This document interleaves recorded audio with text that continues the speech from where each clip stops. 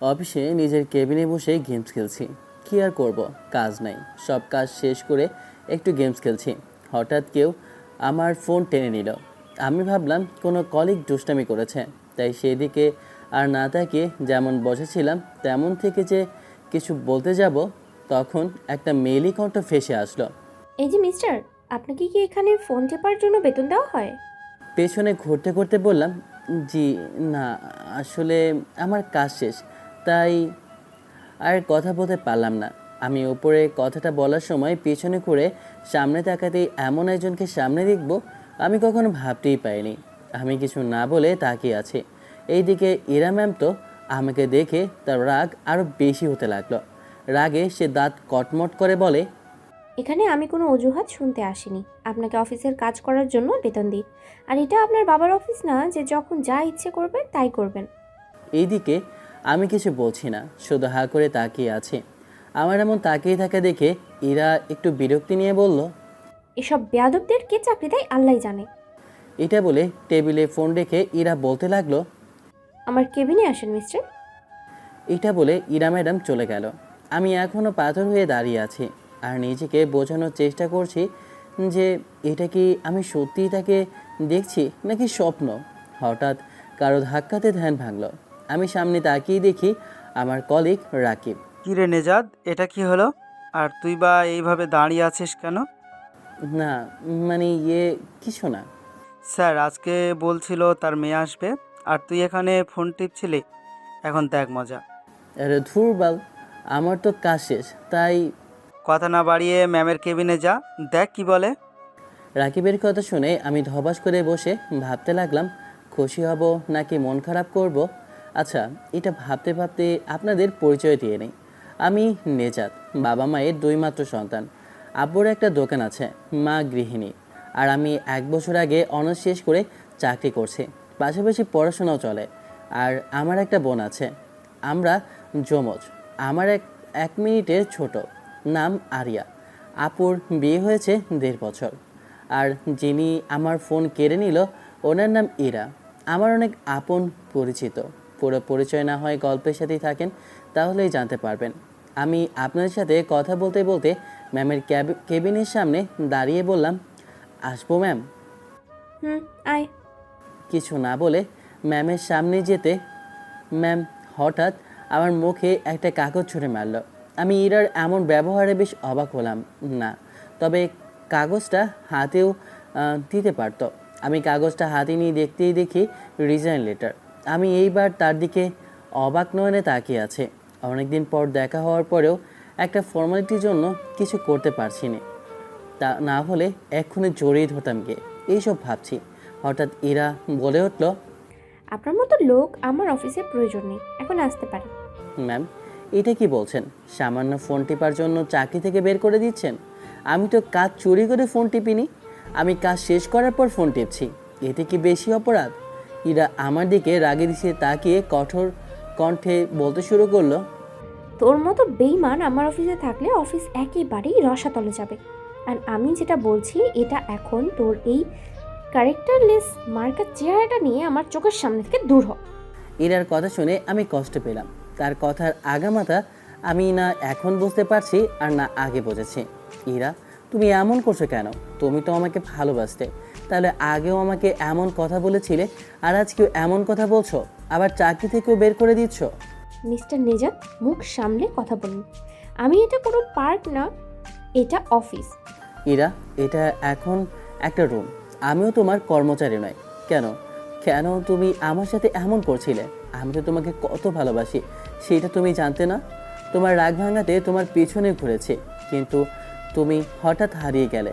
সে 2 বছর পর আবার দেখা হলো, কিন্তু তোমার রাগ এখনও ভাঙেনি। জানো, আমার এমন কোনো রাত গেছে বলে মনে হয় না যে রাতে তোমার জন্য আমার চোখের পানি পড়েনি। আর আজ তোমাকে দেখে নিজেকে কন্ট্রোল করে রাখছি, আর ভেতরে যে কত খুশি সেটা বোঝাতে পারবো না। আমার কথা শেষ হতে ইরা অর্ধহাসিতে মেতে উঠল। আমি অবাক হয়ে ইরার হাসিটা দেখছি। এখানে আমি কি হাসার কথা বলেছি? তুই কিসের কথা বলছিস? তোর মতো চরিত্রহীন লুচ্চার মুখে ভালোবাসা মানায় না, বুঝলি? তুই শুধু মানুষের মন নিয়ে খেলা করতেই জানিস। আমার তোর মুখ দেখলেই জুতার বাড়ি দিতে মন চায়, লুচ্চা কোথাকার। ইরার কথাটা শুনে বেশ কষ্ট পেলাম। ও তাই, আচ্ছা সেটা নয় হয় মেনে নিও। আচ্ছা একটা কথা বলবে, তুমি আমাকে সেই দিন হঠাৎ গালে থাপ্পড় মেরে লুচ্চা বিয়াদব আরও কত কি বলে চলে গেলে। এরপর তোমার কাছে যতবার গিয়েছি ততবার আমাকে নানাভাবে অপমান করে তাড়িয়ে তাড়িয়ে দিলে, কিন্তু কোনো দিন বলনি আমার দোষ কি, কি করেছি আমি, আজ এইটুকু বলো। আমি গিরগিটি দেখেছি, কিন্তু তোর মতো মানুষ দেখিনি। গিরগিটিও এত তাড়াতাড়ি রং পাল্টাতে পারে না যেটা তুই পারিস। তোকে আমি মন প্রাণ দিয়ে ভালোবেসেছিলাম, আর সেটার পরিবর্তে তুই দিলি আমাকে ধোঁকা। কখনো ঘুরতে গেলে আমি তোকে খাইয়ে দিতে চাইলে বা তোকে খাইয়ে দিতে বললে তুই বলতি বিয়ের পরে, সামান্য এইটুকু বিয়ের পরে। বলাতে আমি খুশি না, মন খারাপ করতাম নিজেই জানি না। আমি মনে করতাম তুই একটু বেশি ভালো, কিন্তু না, এর পেছনে কাহিনী হলো তুই আমাকে ভালোই বাসতি না, তুই তো অন্য কাউকে ভালোবাসতি। আর আমার ভুলটা ভাঙলো সেই দিন, যেদিন তুই পার্কে মেয়েটার সামনে বসে ফুচকা খাচ্ছিলি। একবার ও তোকে খাইয়ে দিচ্ছিল, আরেকবার তুই। কি দোষ করেছিলাম আমি? তোকে ভালোবাসা কি দোষ আমার? তোকে জ্বালাতন বেশি কি আর একটু বেশি করতাম না? অধিকারটাও বেশি খাটাতাম, কারণ ভালোবেসেছিলাম বলে। কিন্তু তুই প্রমাণ করে দিলি কুকুরের পেটে যেমন ঘি হজম হয় না, তেমনি তোর মতো চরিত্রহীনের আসল ভালোবাসা হজম হয়নি। ইরার কথা শুনে সত্যিই কি আমি রাগ করব নাকি হাসবো বুঝতে পারছি না। সে এতদিন আমাকে ভুল বুঝে এলো। আমি একটা হাসি দিয়ে বললাম, আমি তোমাকে কোনো ধোঁকা দিইনি, আর না তোমার ভালোবাসাকে অসম্মান করেছি। আমি আজও তোমাকে ভালোবাসি। তুমি আমাকে কোথাও ভুল বুঝতেছো। এই কথা আগে বললে এতদিন দুইজনের আলাদা হওয়া লাগতো না। যাই হোক, চলো সব মানবিমান ভুলে আবার নতুন করে শুরু করি। তুই এমনটা ভাবলি কি করে আমি আবার তোর সাথে নতুন করে শুরু করব?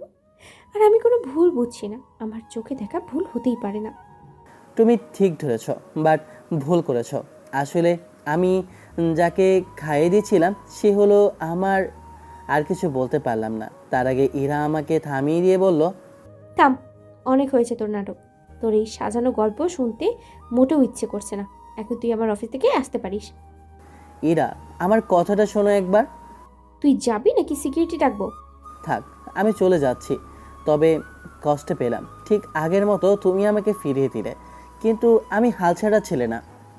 তুই যাবি নাকি গালে দুইটা দেবো? নির্লজ্জ কথাকার। আমি আর সেখানে দাঁড়ালাম না, সোজা অফিস থেকে বের হয়ে বাইকটা নিয়ে বাসার দিকে রওনা দিলাম। এখন হয়তো অনেক গালি দিচ্ছেন, কারণ আগামাথা কিছুই বুঝতেছেন না। তাহলে প্রথম থেকে বলি। আসলে গল্পে অতীত ডিটেলসে বলতে ভালো লাগে না। আমার মনে হয় এতে গল্পের সৌন্দর্য নষ্ট হয়, তাই ছোট করে বলি। আমি আর ইরা একই ক্লাসে পড়তাম, অনার্স প্রথম বর্ষে।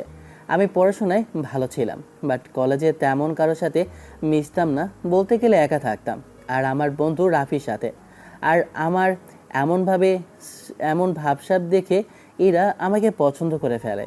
এরপর আমার সাথে অনেক কথা বলার চেষ্টা করলেও খেয়াল করতাম না, তাই এরা উপায় না পেয়ে ডাইরেক্ট আমাকে প্রপোজ করে।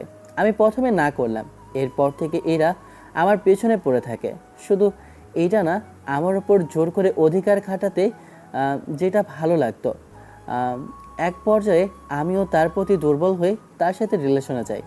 আমাদের সম্পর্ক ভালোই ছিল, কিন্তু আমাদের মাঝে দূরত্ব বাড়ে আমরা দ্বিতীয় বর্ষে ওঠার পর। রিলেশন ঠিকই ছিল, আমরা একে অন্যকে চোখে হারাতাম। একদিন আমার বোন আরিয়া বায়না ধরলো ফুচকা খাবে, আমি নিয়ে আসলাম। আপু বায়না করলো আমি নাকি তাকে খাইয়ে দেব, আর সেও নাকি আমাকে খাইয়ে দেবে। তাই আমি কিছু না বলে হাসি মুখে ফাজলামি করতে করতে একে অপরকে খাইয়ে দিতে লাগলাম। হঠাৎ এর মাঝে ইরা এসে আমাকে দুইটা থাপ্পড় দিয়ে লুচ্চা চরিত্রহীন লম্পট যাতা বলে চলে গেল। আরিয়াও কিছু বুঝতে পারেনি, আমাকে জিজ্ঞেস করলো মেয়েটাকে। আমি বললাম, তখন আরিয়া বলল, ভাই, ভাবি মনে হয় আমাকে তোমার সেই দেখে ভুল বুঝেছে, তাই ভাবির ভুল ভাঙাও। এরপর থেকে 1 মাস ইরার পেছনে পড়েছিলাম, কিন্তু ইরা আমাকে এড়িয়ে চলতো। আর যখন তার সামনে যেতাম আমাকে কিছু বলার সুযোগ না দিয়ে সে অপমান করে চলে যেত। এতে আমার একটুও মন খারাপ ছিল না, কারণ তাকে সত্যি অনেক বেশি ভালোবেসেছিলাম। এর মাঝে হঠাৎ করে তার কলেজে আসা বন্ধ। তার বান্ধবীদের কাছে শুনলাম সে নাকি বিদেশে চলে গিয়েছে। এরপর থেকে আমি কেমন যেন চুপ হয়ে গিয়েছি, কারোর সাথে কথা বলতাম না, প্রায় পাগল হওয়ার মতো অনেক কান্না করতাম। ওর জন্য এখনও কান্না করি। আমি আশায় ছিলাম ইরা আমার কাছে আসবে, কিন্তু আসলো ঠিক, তবে আমার কাছে না। কথাগুলো বলতে বলতে চোখ দিয়ে পানি গড়িয়ে পড়তেছে।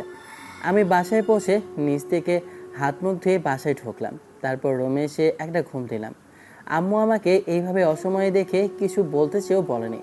রাতে টেবিলে বসে আমি আব্বু বসে খাবার খাচ্ছি। আব্বু, কাল থেকে আমি দোকানে যাব। দোকানে মানি? তাহলে চাকরিতে কখন যাবি? চাকরিতে যাব না, চাকরি ছেড়ে দিয়েছি। আমার কথা শুনে আব্বু চোখ গরম করে আমার দিকে তাকিয়ে বলল, আমি তোকে চাকরি ছাড়তে বলছি? এখন আমার বন্ধু আমাকে কি বলবে? তোকে যে বিশ্বাস করে ম্যানেজার পোস্ট দিয়েছে আর অফিসকে নিজের মতো করে চালাতে বলেছে, এটা কি শুধু বন্ধুত্বের জন্য, না তার কোম্পানির ভালোর জন্য? আর তুই কি করলি? 1 বছর যেতে না যেতে চাকরি ছেড়ে দিলি। এখন আমি আমার বন্ধুর কাছে কোন মুখ নিয়ে যাব? কেন, তোমার চেহারা কি অনেক আছে যে পছন্দ করতে পারছো না? আমার কথা শুনে আম্মু একটা হাসি দিল। বাবা রেগে বলল, তোর মজা করা হচ্ছে? চাকরি করতে ভালো লাগছে না, তাছাড়া তোমার কি কম আছে? শোন, আমার যা আছে এটা আমার, আর আমি যত বড় হই না কেন সমাজ কিন্তু তোকে বেকারই দেখবে, আর বেকার পুরুষের সমাজে কোনো মূল্য নেই। আমি তো বলছি না খাবো আর ঘুরে বেড়াবো। তোমার জন্য তোমার বন্ধুর অফিসে চাকরি করছি, এদিকে পড়াশোনাও হয়ে গিয়েছে। তোমার বন্ধুর জন্য আমার ক্ষতি হচ্ছে। আমি চাকরি করছি না, তোমার সাথে দোকানে যাব। না, আমার দোকান আমি সামলাবো। যেহেতু চাকরি ছেড়ে দিলি, তাহলে তুই অন্য চাকরি খোঁজ, তবে আমার দোকানে বসার চিন্তা করিস না। আর আমার বাসায় থাকতে হলে বেকার থাকা যাবে না। আব্বুর কথা শুনে রাগ হলেও কিছু বললাম না, তাই খেয়ে রুমে আসার সময় বলে দিলাম সকালে না ডাকতে। এটা বলে রুমে এসে ঘুমিয়ে গেলাম। সকালবেলা ঘুমিয়ে গেল ফোনের শব্দে, তাই ঘুম ঘুম চোখে রিসিভ করতে যা শুনলাম তা শুনে একলা পেয়ে বিছানায় উঠে পড়লাম। ফোনের ওই পাশ থেকে, কিরে হারামি, দিনের 12টা পর্যন্ত কেউ ঘুমায়? দিনের 12টা শুনে লাফ দিয়ে বিছানায় বসি। ফোনের দিকে তাকিয়ে দেখি সত্যিই 12টা। আর কলটা করেছে শাহিন, সে হলো আমার বন্ধু। কাজ কাম নাই, তাই আর কি। আর রাতে বেশি খেলি নাকি শালা? কাজ নাই মানে কি? অফিসে কত কাজ বাকি, আর তুই পরে ঘুমোচ্ছিস? ভাই, আমার চাকরি নাই। মানে কি? অফিস শেষ করে আড্ডায় আসিস, বলবো না। তারপর আর কিছু কথা বলে ফোন কেটে ফ্রেশ হতে যাচ্ছি। আর একটা কথা বলতে ভুলে গিয়েছি, শাহিন ইরাদের অফিসেই চাকরি করে। অন্যদিকে ইরা তার কেবিনে কাজ করছে।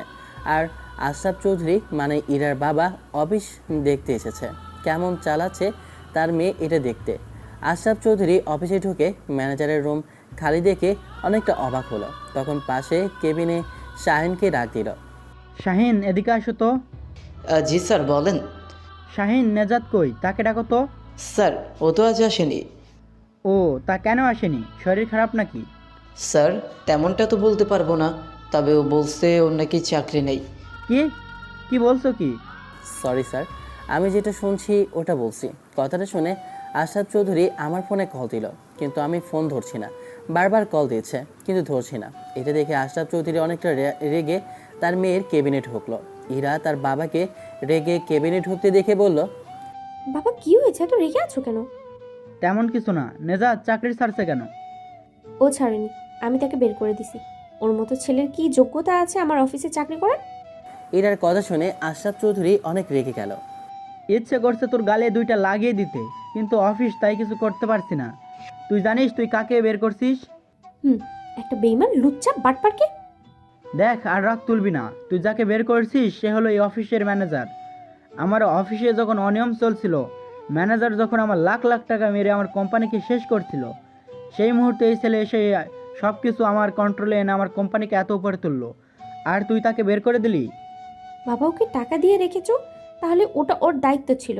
আর এখন আমি আছি, কিছু হবে না। কি হবে না?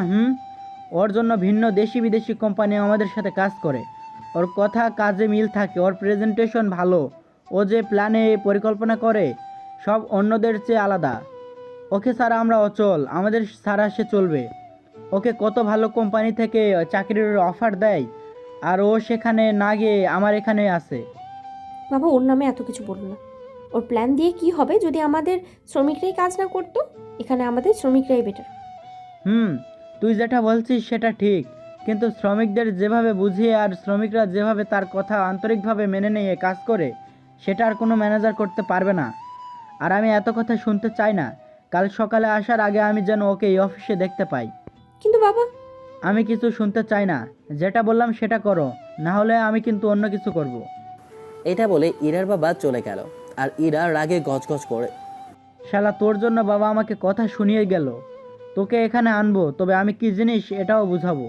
অন্যদিকে এ গ্রুপ অফ কোম্পানির চির প্রতিদ্বন্দ্বী টিকে গ্রুপে তারেক খান হলো সেই কোম্পানির মালিক। সে তার ডেস্কে বসে কাজ করছে, তখন তার পিএ এসে বলল, বস, একটা খুশির খবর। বলো, কী এমন খুশির খবর? স্যার, এফ গ্রুপের ম্যানেজার নেজাত চাকরি ছেড়ে দিয়েছে। শুনছিলাম তাদের নতুন বস মানে আশরাফ চৌধুরীর মেয়ে তাকে বের করে দিয়েছে। এই কথা শুনে তাহলে বসে কেন, ওর সাথে যোগাযোগ করো, আর যত তাড়াতাড়ি সম্ভব তাকে আমাদের অফিসে চাকরির ব্যবস্থা করো। এর জন্য যা করার তাই করো। Okay sir. এইদিকে আমি ফ্রেশ হয়ে রুমে এসে ফোন হাতে নিয়ে দেখি আশরাফ আঙ্কেলের অনেকগুলা কল। এইটা ভাবতে ভাবতে আবার কল আসলো। আমি দেরি না করে ফোন রিসিভ করে, আসসালামু আলাইকুম আঙ্কেল। ওয়ালাইকুম আসসালাম। বাবা, আমার মেয়ের জন্য আমি তোমার কাছে ক্ষমা চাইছি। আসলে ছোট মানুষ বোঝে না নাকি, তাই বলছিলাম কাল থেকে অফিসে যেও, কেমন? আরে আঙ্কেল, মানুষের ভুল হতে পারে, তাই বলে বড় হয়ে ছোটদের কাছে ক্ষমা চাইতে হবে না। আমি কাল থেকে অফিসে যাব স্যার। বাবা, তোমার কথা শুনে খুশি হলাম। এখন রাখি কল, অফিসে দেখা হবে। এটা বলে ফোন কেটে দিল। আর আপনারা হয়তো ভাবছেন আমি কেন ওই অফিসে যাব যেখানে আমাকে বের করে দিয়েছে। সত্যি কথা বলতে ইরাকে এখনও ভালোবাসি।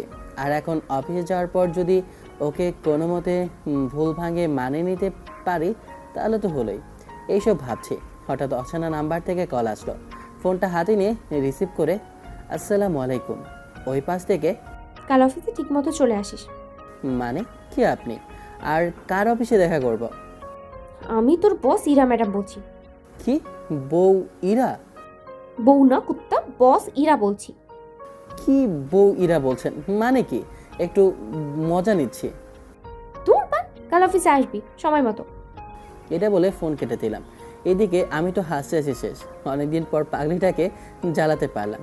বিকাল সন্ধ্যায় শায়নের সাথে আড্ডা দিলাম আর সব খুলেও বললাম। সব বুঝলাম। যদি ম্যাম বুঝতে না চায়? দেখ, আমি তাকে আগে থেকে ভালোবাসি, তাই বলে ওর জন্য পাগল হব তা কিন্তু না। এবার জাস্ট সুযোগ দেব। এর ভিতর ঠিক হলে ভালো, না হলে কিছু করার নাই। ভাই, বিশ্বাস যেখানে নেই সেখানে কিসের ভালোবাসা? এরপর শায়নের সাথে আড্ডা শেষ করে বাসায় গিয়ে খাওয়া শেষ করে রুমে এসে আমার মেল বক্স চেক করতে একটা মেল পেলাম টিকে গ্রুপের। আমি সাথে সাথে রিপ্লাই দিলাম, না, আমার কোনো চাকরি চাইনি, এটা ভুয়া। তারপর আমি ঘুমিয়ে গেলাম। সকালে ঘুম থেকে উঠে ফ্রেশ হয়ে নাস্তা করে আম্মুর থেকে বিদায় নিয়ে অফিসের দিকে রওনা হলাম। অফিসের দিকে কিছুক্ষণের মধ্যেই অফিসে এসে গেলাম। অফিসে ঢুকে নিজের কেবিনে যাব, হঠাৎ মনে হলো ইরাকে একটু দেখে আসে। তাই আর দেরি না করে ইরার রুমের সামনে এসে বললাম, আসবো বেবি? এটা একটু আসে বললাম, কিন্তু মনে হয় কথাটা কিছু হলেও কানে গিয়েছে ইরার। ইরা সাথে সাথে দরজার দিকে তাকিয়ে দেখে আমি। আমাকে দেখে রাগে দিশিতে তাকিয়ে বলল, কি বলি তুই? আবার বল। আসবো ম্যাম? না, তুই অন্য কিছু বলেছিলি। তা কি বলছিলাম ম্যাম? সেটা তুই ভালো জানিস। আপনি যেটা শুনেছেন সেটা ঠিক। এরা আমার দিকে রাগি দিশিতে তাকিয়ে বলল, তার মানে তুই আমাকে বেবি ডাকলি? না বেবি, আমি ডাকিনি। এইবার এরা বসা থেকে উঠে আমার কলার ধরে বলল, কুত্তা, তুই এক্ষুনি বেবি ডাকলি আবার। আরে বেবি, আমি ডাকিনি, মানে হলো আপনাকে আমি বেবি ডাকিনি, বুঝলেন? বেবি বেবি আমি ডাকিনি। হয়েছে হয়েছে, তোর মতো লুচ্চার সাথে কথোপকথনই পারবো না আমি। যাই হোক, এখানে কি জন্য এসেছিস? আপনাকে দেখতে আসলাম আর কি। কি বললি তুই? না মানে আমার মুখটা আপনাকে দেখাতে আসলাম। তোর মতো লুচ্চার মুখ দেখতে না আমার বয়ে গিয়েছে। এখন দূর হ আমার চোখের সামনে থেকে। আচ্ছা যান, আমি আসি। কুত্তা, আমি তোর গার্লফ্রেন্ড নাকি নাকি যে জান বলছিস? আচ্ছা, আপনার মাথায় সমস্যা নাকি? মানে তুই কি বলতে চাইছিস? এই যে আপনি আমাকে একটু আগে ধমক দিয়ে চলে যেতে বললেন, সেই জন্যই আমি বলছি আমি যাচ্ছি। আর আচ্ছা যান বলছি, এটার ওই যান না যেটা আপনি ভাবছেন। মনে হয় মনে প্রেম রোগ ধরা পড়েছে, কাকে দেখে ম্যাম এই প্রেম রোগ হলো? এটা বলে তোর দিলাম। এই দেখে ইরা কথাটা শুনে বলল, এই কুত্তার দ্বারা কই যাচ্ছিস? তোর এত বড় সাহস আমাকে এই কথা বলার? কিন্তু আমাকে আর পাই কই। আমি একদৌড়ে নিজের কেবিনে এসে পড়লাম আর মনে মনে বললাম, শালার কি বোকা, তার সামনে জানো বেবি ডাকলাম, কতবার আসে বুঝলো না। এটা বলে আমি সামনে তাকাতে অবাক হয়ে চেয়ারে ধপাস করে বসে পড়লাম। তার কারণ টেবিলের উপর প্রায় 10টার বেশি ফাইল হবে। এইটার দিকে ভাবছি কোথা থেকে শুরু করলে ভালো হবে। তখনই পিয়ন এসে বলল, নেজাত বাবা, ফাইলগুলো ম্যাম বলছে আজকের দিনে শেষ করে দিতে। এটা বলে পিয়ন চাচা চলে গেল। আমি কিছু বললাম না, কারণ একদিন আসিনি তাই এমন হয়েছে।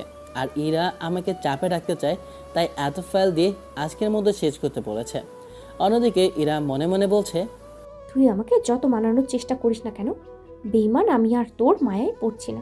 আর তুই আমার সাথে যা করেছিস আমি তার থেকে বেশি ফিরিয়ে দেব। আমি নিজের মতো কাজ করছি, আর কাজ করার সময় আমি শুধু কাজে মন দিই। বাইরে কি হয় না হয় সেটা আমার দেখার টাইম নাই, আমি কাজ করছি। তখন শাহিন এসে বলল, কিরে বেড়া, শুধু কাজ করবি নাকি খাবারও খাবি? ফাইলে চোখ রেখে বললাম, 2 মিনিট বস, আমি 4 নম্বর ফাইলটা শেষ করছি, তারপর। সাম দোস্ত, ম্যাম কিন্তু তোর উপর নজর রাখে, এটা কি তুই জানিস? আমি কাজ করতে করতে হাসি দিয়ে বললাম, আরে বেটা, আমাকে ভালোবাসে তো আমার উপর নজর রাখবে না?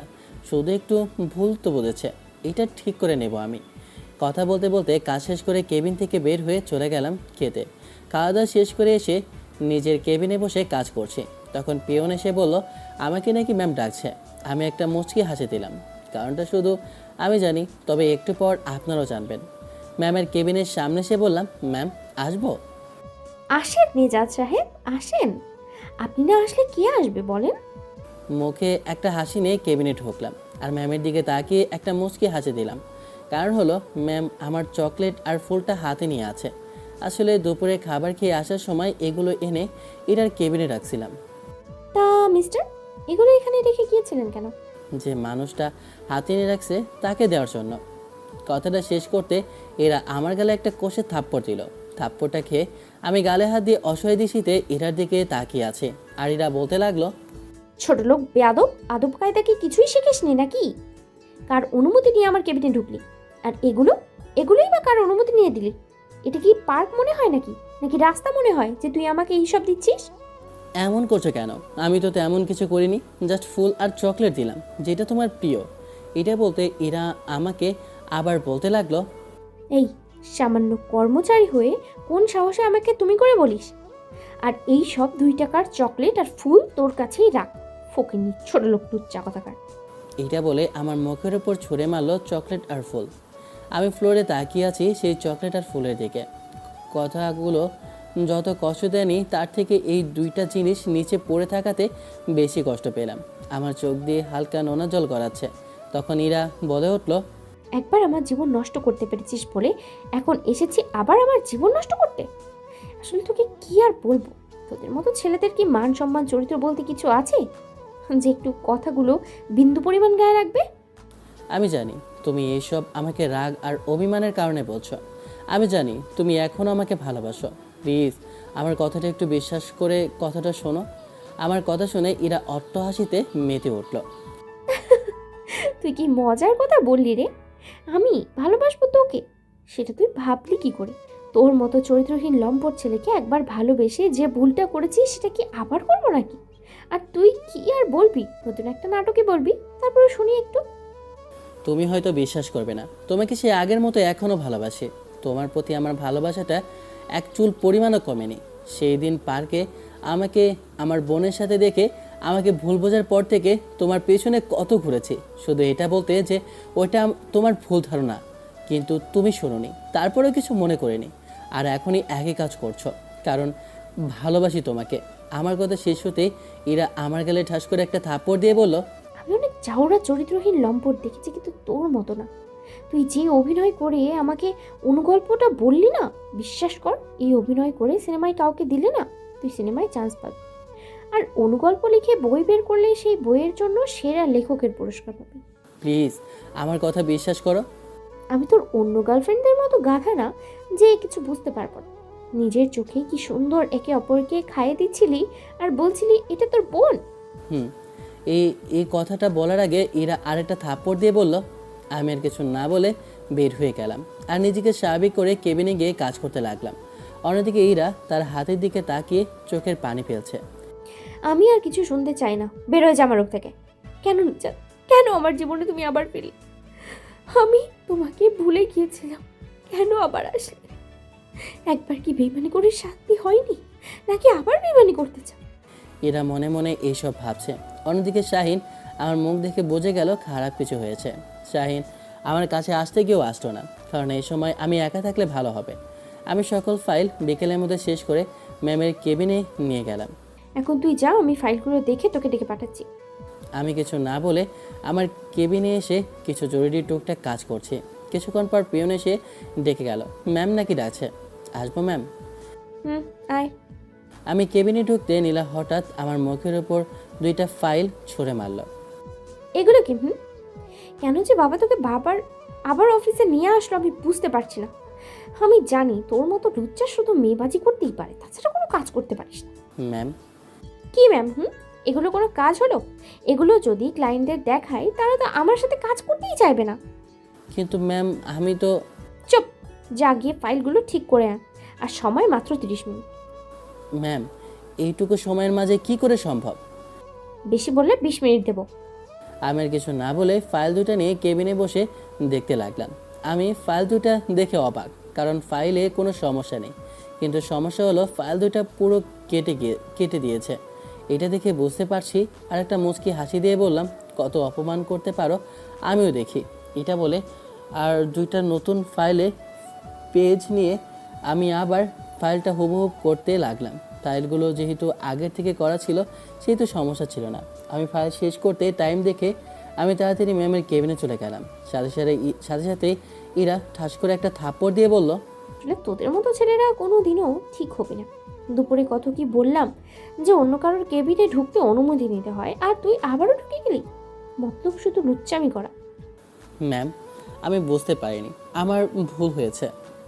হয়েছে, তোদের আমার চেনা আছে। এখন বল কি জন্য এসেছিস? ফাইলগুলো এগিয়ে দিলাম। ইরা ফাইলগুলো নিয়ে সময় দেখে বলল, 10 মিনিট লেট করেছিস। আসলে ম্যাম একটা করতে অনেক সময় লাগে, এখানে তো 2টা। তাহলে হয়েছে, আর অজুহাত দিতে হবে না। তোদের মতো নির্লজ্জ বেহায়া ছেলেরা অজুহাত ছাড়া কিছুই তো করতে পারে না। কি দেখে বাবা তোকে চাকরিতে রাখছে?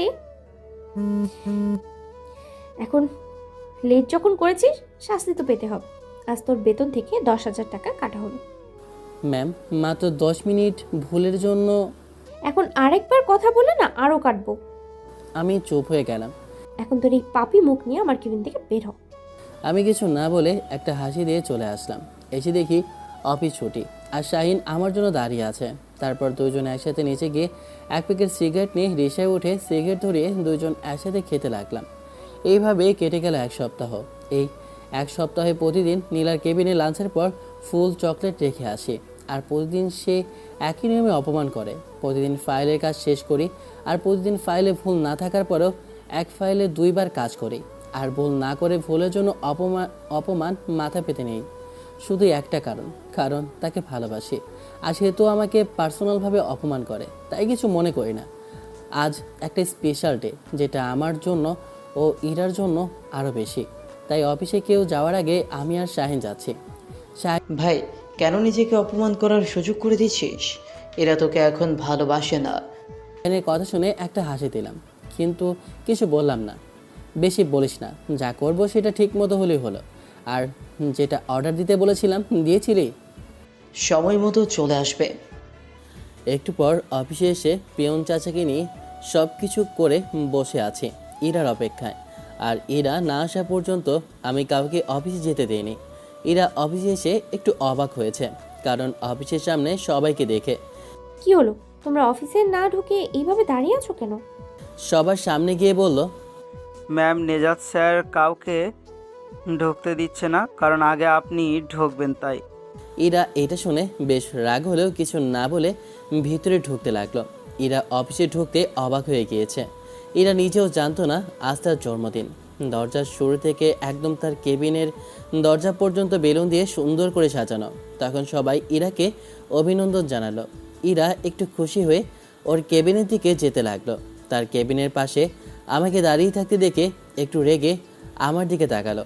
আমি একটা ফুলের তোড়া ইরার দিকে এগিয়ে দিয়ে বললাম, হ্যাপি বার্থডে ম্যাম, আপনার আগামী দিনের জন্য শুভকামনা। আমার কথা শুনে ইরা একটু হাসি দিয়ে আমার দিকে ফোন দিল, আর আমি একটা হাসি দিয়ে বলতে লাগলাম, আমি অপরাধ না করেও তোমার কাছে হয়েছি অপরাধী, ভুল না করেও ভুলের শাস্তি পাচ্ছি, তোমাকে ভালোবেসেও দূরে আছি, অপরাধ না করেও তোমার কাছে বারবার ক্ষমা চাচ্ছি, প্লিজ আমাকে কি ক্ষমা করা যায় না? আমার চাই না তোমার ভালোবাসা, আমি শুধু চাই তোমার ক্ষমা, এর থেকে আমি বেশি কিছু আশা করিনি। এটা বলে ইরার দিকে তাকাতে ইরা এমন কিছু করবে এটা অনুমান করছিলাম, বাট সবার সামনে এমনটা করবে বুঝতে পারিনি। ইরা আমার দেওয়া ফুল আমার দিকে ছড়ে মেরে বলল, তোর মতো ছোট লোক লম্পটের দেওয়া ফুল আমি নিব এটা তুই ভাবলি কি করে? আর কার অনুমতিতে এইসব করেছিস? অফিসে কি তোর বাপের যে যা ইচ্ছে তাই করবি? মনে রাখবি এখানে তুই কর্মচারী, এর চেয়ে বেশি আর কিছুই না। আইসে সাধু শাস্তি, যা কাজ কর। এটা বলে ইরা কেবিনে চলে গেল, আর আমি সবার দিকে একবার তাকিয়ে মাথা নিচু করে আমার কেবিনে চলে গেলাম। এইদিকে সবাই বোঝার চেষ্টা করছে এখানে হলো কি। শাহিন আমার রুমে গিয়ে বলল, দোস্ত, আমি মানা করছিলাম তোকে এমনটা করতে, এখন দেখলি তো সবার সামনে অপমান করে বসলো। বাদ দে এইসব এখন, আমি শুধু তার কাছে ক্ষমা চাইলাম, তাও তো কোনো অপরাধ না করে। সে কি ক্ষমা করতে পারতো না?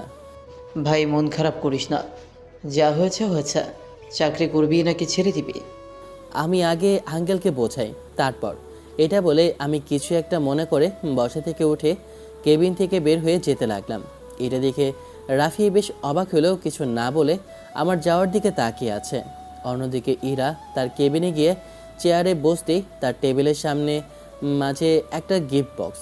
গিফটটা দেখে প্রথমে রাগ হলো, পরে কিছু একটা ভাবে, আর মুচকে একটা হাসি দিয়ে ভাবতে লাগলো, কি হতে পারে এই বক্সে? পাগলটা কি কোনো স্পেশাল কিছু রেখেছে নাকি? তোর এত ভাবছি কিসে? খুলে দেখি। এটা বলে ইরা খুলতে লাগলো। প্রায় খোলা শেষ এমন সময় কেউ একজন বলে উঠল, আসবো ম্যাম? ইরা সামনে তাকিয়ে আমাকে দেখে বলল, আয়। আমি ভিতরে ঢুকতেই ইরা আবার গিফট খুলতে লাগলো, আর আমাকে বলল, কি বলবি? কিছু বলবো না, তবে কিছু নিতে এসেছি। ইরা আমার দিকে তাকিয়ে বলল, কি নিতে আসলে? এটা বলতে আমি ইরার হাত থেকে গিফটের বক্সটা নিয়ে নিলাম। এতে ইরা অনেক রেগে গেল। এই, তোর সাহস হয় কি করে আমার হাত থেকে গিফট নিয়ে নেওয়ার? সরি ম্যাম, সাহস তো নাই, তবে ছোট লোক লম্পটের কিছু জিনিস ভালো মানুষের কাছে থাকুক বা গ্রহণ করুক এটা ভালো দেখে না, এগুলো শুধু একমাত্র ছোট লোকদের অধিকার। এটা বলে আমি গিফটটা নিয়ে ইরার কেবিন থেকে বের হয়ে গেলাম। এইদিকে ইরা কি করবে ভেবে পাচ্ছে না, সে শুধু একটা কথা চিন্তা করছে, আমি কিভাবে ওর হাত থেকে গিফটটা নিয়ে নিলাম। গিফটটা নিয়ে অফিস থেকে বের হয়ে অফিসের পাশে একটা খেলার মাঠ আছে, সেখানে গিয়ে খুললাম। আসলে গিফটে কেক ছিল, যেটা ইরার জন্মদিনের জন্য আনা হয়েছে। আমি বাচ্চাদের সবাইকে ডেকে কেকটা সবাইকে ভাগ করে দিয়ে দিলাম। সবাই মজা করে খেলো আর আমাকে ধন্যবাদ দিল। এইদিকে ইরা নিজের কেবিনের জানালা দিয়ে এই সব দেখে রাগে ফুঁসতেছে আর বলছে, আমার জন্য আনা কেক ওই ছেলেদের দিয়ে দিল? আসুক অফিসে, দেখাবো মজা। আমি অফিসে এসে নিজের কেবিনে যেতে পিয়ন এসে বলে গেল আমাকে নাকি ম্যাম ডাকছে। আমি অনুমতি নিয়ে ইরার কেবিনে ঢুকে তার সামনে দাঁড়িয়ে আছি। এরা আমার দিকে রাগী দৃষ্টিতে তাকিয়ে বলল, আমার জন্মদিনের জন্য আনা কেক তুই ওদের খাওয়ালি কেন? দেখেন ম্যাম, আমি একটা ছোট লোক লম্পট, আমি অনুমতি ছাড়া যা করছি তার জন্য সরি। আর আপনি নিজে যখন বলেছেন আমার মতো ছোট লোকের হাত থেকে কিছু নেবেন না, তাহলে কেকটাও নেবেন না। তাছাড়া কেক তো এই ছোট লোকে এনেছে, তাই আপনার কাছে আবার অপমানিত না হওয়ার চেয়ে ওই ছেলেদের কেকটা খাইয়ে তাদের থেকে ধন্যবাদ নেওয়াই ভালো। আমি কি তোকে নিয়ে যেতে বলেছিলাম কেকটা? যেহেতু আমি এনেছি সেহেতু নিয়ে যেতেই পারি, এখন কি আসতে পারি আমি? তুই কিন্তু সীমা ছাড়িয়ে যাচ্ছিস। আমাকে সহ্য করতে না পারলে বের করে দিন, যেহেতু আমি বেয়াদব লম্পট একটা। এটা বলে চলে আসলাম নিজের কেবিনে, তারপর কাজ করতে লাগলাম। আমার কাছ থেকে এমন ব্যবহার দেখে এরা কিছুটা অবাক হলো, আর তার মনে কেমন জানি করে উঠল। সন্ধ্যায় কাজ শেষ করে শাহিনকে বললাম, কিরে বাসায় যাবি না? তুই নিচে অপেক্ষা কর, আমি আসছি 5 মিনিট পর। আমি কিছু না বলে নিচে গিয়ে একটা সিগারেট ধরিয়ে খেতে লাগলাম আর অপেক্ষা করছি শাহিনের জন্য। এইদিকে ইরা গাড়ি নিয়ে যাওয়ার সময় দেখলো আমি সিগারেট খাচ্ছি। এটা দেখে তার কেন জানি রাগ হলো, আর সে রেগে চলে গেল। একটু পর শাহিন আসতে তার সাথে চলে যেতে লাগলাম। আমার বাসা যেহেতু শাহিনের বাসা থেকে কাছে, তাই আমি আগে নেমে পড়লাম আর শাহিনকে বিদায় দিয়ে বাসায় চলে আসলাম। বাসায় এসে ফ্রেশ হয়ে বিছানায় শুয়ে পড়লাম আর ভাবতে লাগলাম আজ কি হলো আমার সাথে। সব কিছু ভেবে একটা সিদ্ধান্ত নিলাম যে এরার পিছনে আর ঘুরবো না। এইসব ভাবতে ভাবতে ঘুমিয়ে গেলাম।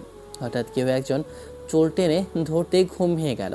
ঘুম ভাঙতে পাশে তাকিয়ে দেখি নুসরাত মামুনি।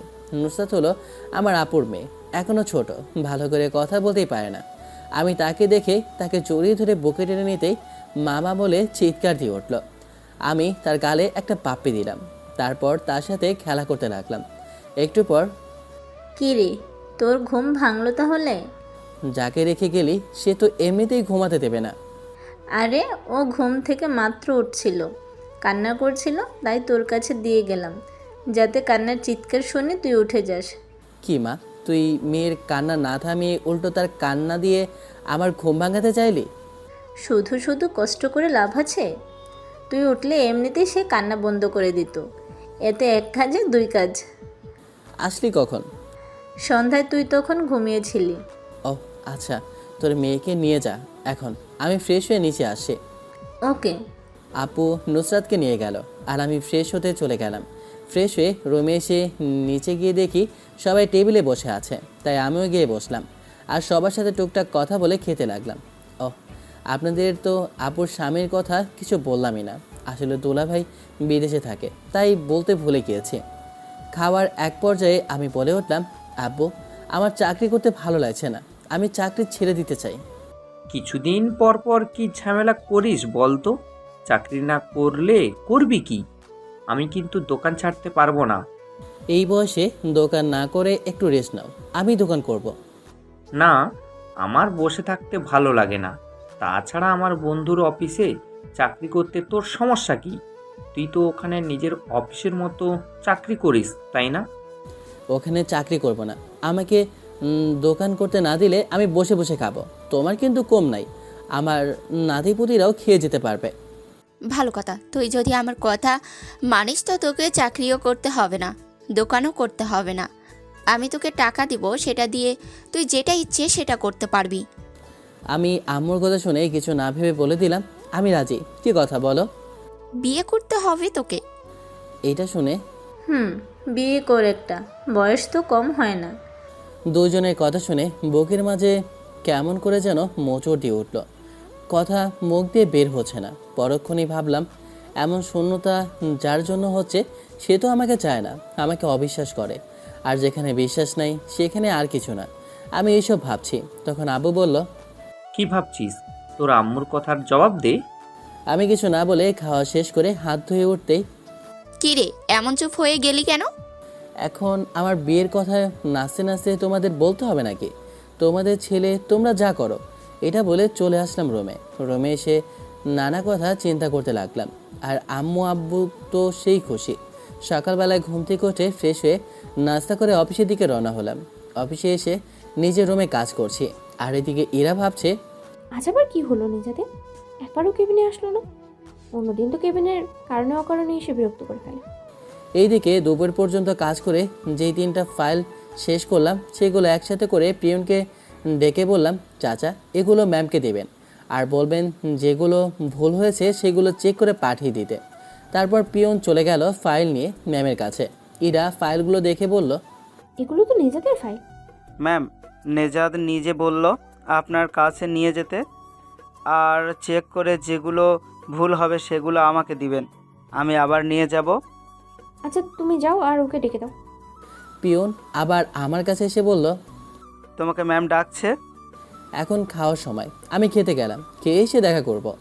এটা বলে কেবিন থেকে বের হতে সায়নের সাথে চলে গেলাম রেস্তোরাঁয়। অন্যদিকে প্রিয়নের কাছে আমার এমন কথা শুনে কিছুটা রেগে গেল ইরা, আবার পরক্ষণেই হাসলো, কারণ আমি তার কেবিনে আসবো এটা ভেবে। আমি খাবার খেয়ে নিজের কেবিনে বসে কাজ করছি। এইদিকে ইরা খাবার খেয়ে এসে দেখে আগের মতো তার টেবিলে চকলেট বা ফুল নেই। এইদিকে ইরা খাবার খেয়ে এসে দেখে আগের মতো তার টেবিলে চকলেট বা ফুল নেই। এটা দেখে একটু অবাক হলো। তারপর আমার দিকে তাকিয়ে দেখলো আমি মন দিয়ে কাজ করছি, কিন্তু অন্যদিন আমি তার দিকে তাকিয়ে থাকতাম। ইরা আবার আমাকে ডেকে পাঠালো। পিয়ন আমাকে বলে চলে গেল। আমি নিচের কেবিন থেকে উঠতে আমার ফোনটা বেজে উঠল। তাকেই দেখি আমার বোন। আমি রিসিভ করতেই, ভাই, তুই ছুটি নিয়ে চলে আয়, আজ ঘুরতে ইচ্ছে করছে, অনেক দিন হলো ঘুরি না। আচ্ছা দেখি। এটা বলেই ফোন কেটে ইরার কেবিনে অনুমতি নিয়ে ঢুকে বললাম, জি ম্যাম, কিছু বলবেন? তুই এই ফাইলগুলো পিয়নকে দিয়ে পাঠালি কেন? কেন, কোনো সমস্যা? ফাইল কোনো সমস্যা থাকলে বলেন। না, ফাইলের সমস্যা নেই, তুই কেন আসলি না সেটা বল। কেন ম্যাম, অন্যদের ফাইল তো পিয়ন নিয়ে আসে, তাহলে আমার সমস্যা কি আনলে? তাহলে আগে আনতি কেন? তখন ইচ্ছে করতো, এখন ভালো লাগে না, তাই আনি না। সামনে থেকে তোর ফাইল তুই আনবি। সরি ম্যাম, পারবো না। আর ম্যাম, আমার ছুটি লাগবে। কেন? একটু কাজ আছে তাই। কখন? এখন। ওকে, যা তাহলে। এরপর ইরার কেবিন থেকে বের হয়ে আমি শাইনি থেকে বিদায় নিয়ে চলে গেলাম বাসায়। বাসায় গিয়ে একটু ঘুমিয়ে নিলাম। বিকালবেলায় আপুর ডাকাডাকিতে ঘুম থেকে উঠে ফ্রেশ হয়ে আপুর সাথে বের হলাম ঘুরতে। সাথে নুসরাতও আছে। বিকাল পর্যন্ত ঘুরে সন্ধ্যা একটা রেস্তোরাঁয় ঢুকলাম নাস্তা করতে। আমি নুসরাতকে কোলে নিয়ে নাস্তা করছি, আর নুসরাতকেও একটু খাইয়ে দিচ্ছি। মাঝে মাঝে আপুও খাইয়ে দিচ্ছে। আমরা বেশ মজা করে খাচ্ছি। হঠাৎ ঠাস করে আমার গালে একটা থাপ্পড় পড়তেই পুরো রেস্তোরাঁ নিস্তব্ধ হয়ে গেল। আমি অবাক হয়ে গালে হাত দিয়ে সামনে তাকাতেই দেখি ইরা আমার দিকে রাগি দৃষ্টিতে তাকিয়ে আছে। বাবা, আমি অনেক লম্পট ডেকেছি, কিন্তু তোর মতো না রে। নিজের বউ বাচ্চা থাকার পরেও আমার পিছনে এত দিন করলি। আমাকে চকলেট ফুল দিতি, তোর লজ্জা করে না? কয়জন লাগে তোর? আমি কিছু বলতে যাব তার আগে আপু বলে উঠল, এই এই আপনি কাকে কি বলছেন? আপু ওনার সাথে কেন থাকছেন? এই লম্পটের চরিত্র খারাপ। এই মেয়ে, আরেকবার আমার ভাইয়ের নামে খারাপ কিছু বলবি তো তোর খবর করে ছাড়বো। আর আমার ভাইয়ের বউ বাচ্চা থাকবে কই থেকে? তাকে তো এখনো বিয়েই দিলাম না। আপুর মুখে ভাই কথা শুনে ইরা অবাক হয়ে আমার দিকে একবার, আবার আপুর দিকে একবার তাকিয়ে আছে। ভাই মানে? ও আমার নিজের মায়ের পেটের ভাই। আমি আরও আগেও একবার দেখেছি আপনি আমার ভাইকে থাপ্পড় দিয়ে যা তা বলেছেন। কোন অধিকারে আমার ভাইকে অপমান করেন? কে হন আমার ভাইয়ের? ইরা আপুর কথা শুনে কিছু বলতে যাবে তার আগে আমি আপুর হাত ধরে বললাম, থাক আপু, আর কিছু বলিস না। ওনাদের মতো বড় লোকেরা পারে শুধু মানুষকে না জেনে না বুঝে অপমান থাপ্পড় দিতে পারে। চল, এখানে না থাকাই ভালো। নিজাত, আপু দাঁড়ান, আসলে আমার ভুল। ইরাকে কিছু বলতে না দিয়ে বললাম, থাক, আপনাকে আর কিছু বলতে হবে না। এটা বলে বিল মিটিয়ে চলে আসলাম সেখান থেকে। এইদিকে ইরা তো কিছু ভেবেই পাচ্ছে না। আমি আমি এতদিন তাহলে নিজাতকে ভুল বুঝে গেলাম। ভুল বুঝে তার থেকে এত দূরে ছিলাম। সে দোষ না করে আমার কাছ থেকে ক্ষমা চাইলো, কিন্তু আমি তাকে অপমান করলাম। না, আমি আর দেরি করবো না, নিজেদের কাছে ক্ষমা চাইতেই হবে আমাকে। এই বলে আর ইরা দাঁড়িয়ে না থেকে চলে যেতে লাগলো। তুই না বলছিলি মেয়েটা বিদেশ চলে গিয়েছে, তাহলে তুই ওর পিছনে ঘুরলি কিভাবে? গিয়েছিল, কিন্তু আমি যে অফিসে চাকরি করি সে অফিসের বস এখন। আচ্ছা, তোর কি কোনো শিক্ষা হবে না? যে মেয়ে তোকে বিশ্বাস করে না, বোনের সাথে দেখে উল্টাপাল্টা ভাবে না, উল্টাপাল্টা ভাবতে পারে, তাই বলে কি না জিজ্ঞেস করতে এমন অপমান করবে? আর তুই সেই অপমান সহ্য করে তার পিছনে ঘুরবি? আপু বাদ দে, আর ওর পিছনে ঘুরবো না। এটাই ভালো। আবুর সাথে কথা বলা আর নুসরাতের সাথে দুষ্টুমি করতে করতে বাসায় চলে আসলাম। বাসায় এসে একটা ঘুম দিলাম। রাতে ঘুম থেকে উঠে ফ্রেশ হয়ে ছাদে গেলাম।